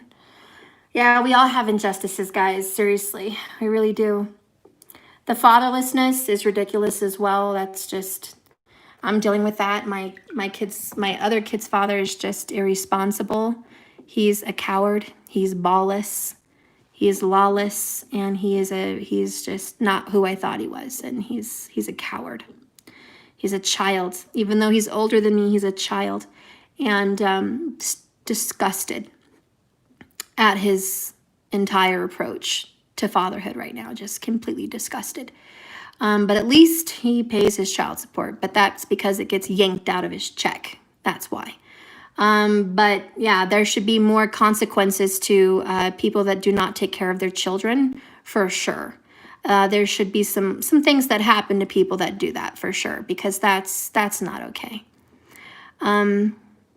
It should be child endangerment is what it should be, because when a parent leaves, that child has so many more predators. That child has so many more instances that harm could happen, and leaving them and abandoning them is like leaving your children vulnerable and unprotected. It should be a crime. It should be very wrong. Abandonment, child abandonment should be wrong. And there should be some heavy penalties, a heavy cross to bear that comes with that, in my opinion. But whatever. So I'm going to let you guys go. I'm seriously going to let you go. Thank you so much for watching. I am with you guys. I'm tired. I feel stressed. I feel worn out. I'm tired of the fight. I'm tired of the judgment. I'm just tired. I'm tired of the media. I'm tired of the freaking everything. I'm just so tired of it. It is now up to Saturn and Jupiter It's up to Mars. They're going to be the ones to change whatever happens in our lives. I do believe, regardless of the outcome of the events to come, that whatever happens, it is just. Whatever happens is for the balance of the universe and the balance of our planet. And there's something good to take from all of this. You are awake. I am awake. I am more awake than I ever was before, thanks to these hardships and obstacles. I am aware and I am more wise. And I am thankful, extremely thankful for that eye-opening awakening. And even though I am in a hanged man position, we feel like we are sacrificing everything. We feel like we are stopped, stuck, can't move, forced to look at this through different lenses. So be it. So be it. Because after the hanged man comes death. Then comes the rebirth of who and what we are and what we're made of. So let this hanged man stopping point be a happy time for you. You're leading yourself into the death card, which is death and rebirth. And after death comes temperance. And that's when you get to balance things out. That's real justice right there. That is morality at the highest level. Pure balance, pure understanding and peace. Have patience. Have patience, right? Because after temperance card comes the devil card. Just because you think you've dealt with a problem doesn't mean it's over. Just because something feels like a death or a hanged man and you're waiting through temperance doesn't mean it's it. We're going to face the devil. We're going to face the beast head on. Okay? And then comes the tower. The devil, then comes the tower. Number 16, Major Arcana. Honey, the tower is in the future. And we may be on a long road with temperance and the hanged man and death right now, but let me tell you, it's coming. It's coming. It really is. It is coming. The tower will be there. And we'll all see it. And then will come the star. Then will come the deep healing and the restoration and the clarity and the peace and the wish fulfillment. And like water rushing over our stressed out bodies and mind, it will feel so good. It will feel so good that we cleaned out the swamp, that these issues came out, that we saw who and what the devil is. We know who and what we have to deal and tackle. And it's going to be good. It's going to be good. So I'm going to let you guys go. I love you so much. Hang in there. Take care of yourselves tonight. Thank you for watching. Please understand and try to give sympathy to those suffering today, having to deal with this historic loss. Please understand, if you watch my channel, that it's not about an election that's petty. This is about our lives, our livelihoods, our rights, our amendment, our constitution, our children, our houses, suburbia as we know it. It's about our freedoms. It's about our rights to talk, to speak, to gather, to assemble, to go after these stupid companies like Twitter and Facebook and all this dumbass shit trying to censor everything. We are very concerned about our abilities to be able to do and tackle these things, our abilities to be able to tackle pedophilia. How could we be grateful for a Biden win when knowing that Pelosi supports him, the same woman who supports pedophilia? How could we be happy about that? How could we be happy about the Clintons being put in some kind of powerful position, knowing that they're criminals? How could we be okay with that after all of this? How could we be okay with the $700+ billion being funneled away from Americans? I mean, once this loss happens, that money goes bye-bye. It doesn't go to what I've been talking about. It doesn't go to us. It's a loss. It is a loss. It's a detrimental loss. And a lot of people are scared. A lot of people are scared. So please try to have some sympathy with that and just know that we're fighting for freedom, really. We're not fighting because we're so in love with Trump. That's not why. It's about everything else. And we're just happy anyone, came in from the back door that wasn't a part of that Washington mob. Okay, we were just happy that anyone could come in there and stand up. Just anyone, you know? If it were you, I'd be happy it was you. Just anyone. Anyways, I'm gonna go, guys. I love you so much. Thank you for watching. I will return tomorrow with a tarot card reading. Okay? So if you guys are still liking me after all this and you still want to hear my my tarot readings, you will see me back tomorrow, and I will resume class tomorrow. We'll finish the last of the 11 major arcana before we start into the suits of the tarot. So I love you guys. Tonight's a resting night. Grab a glass of wine, take a hot bath, take it easy, relax, be with your family. I guarantee you, no matter the outcome, the universe is going to make sure we're all right. Even if we were to die, we're going to be all right. There's always peace, healing, rebirth, restoration. It's going to be okay. I'm not worried about anything. The universe has totally got this. They really do. It's going to be all right. Just trust, have faith, and that's it. That's all we can do.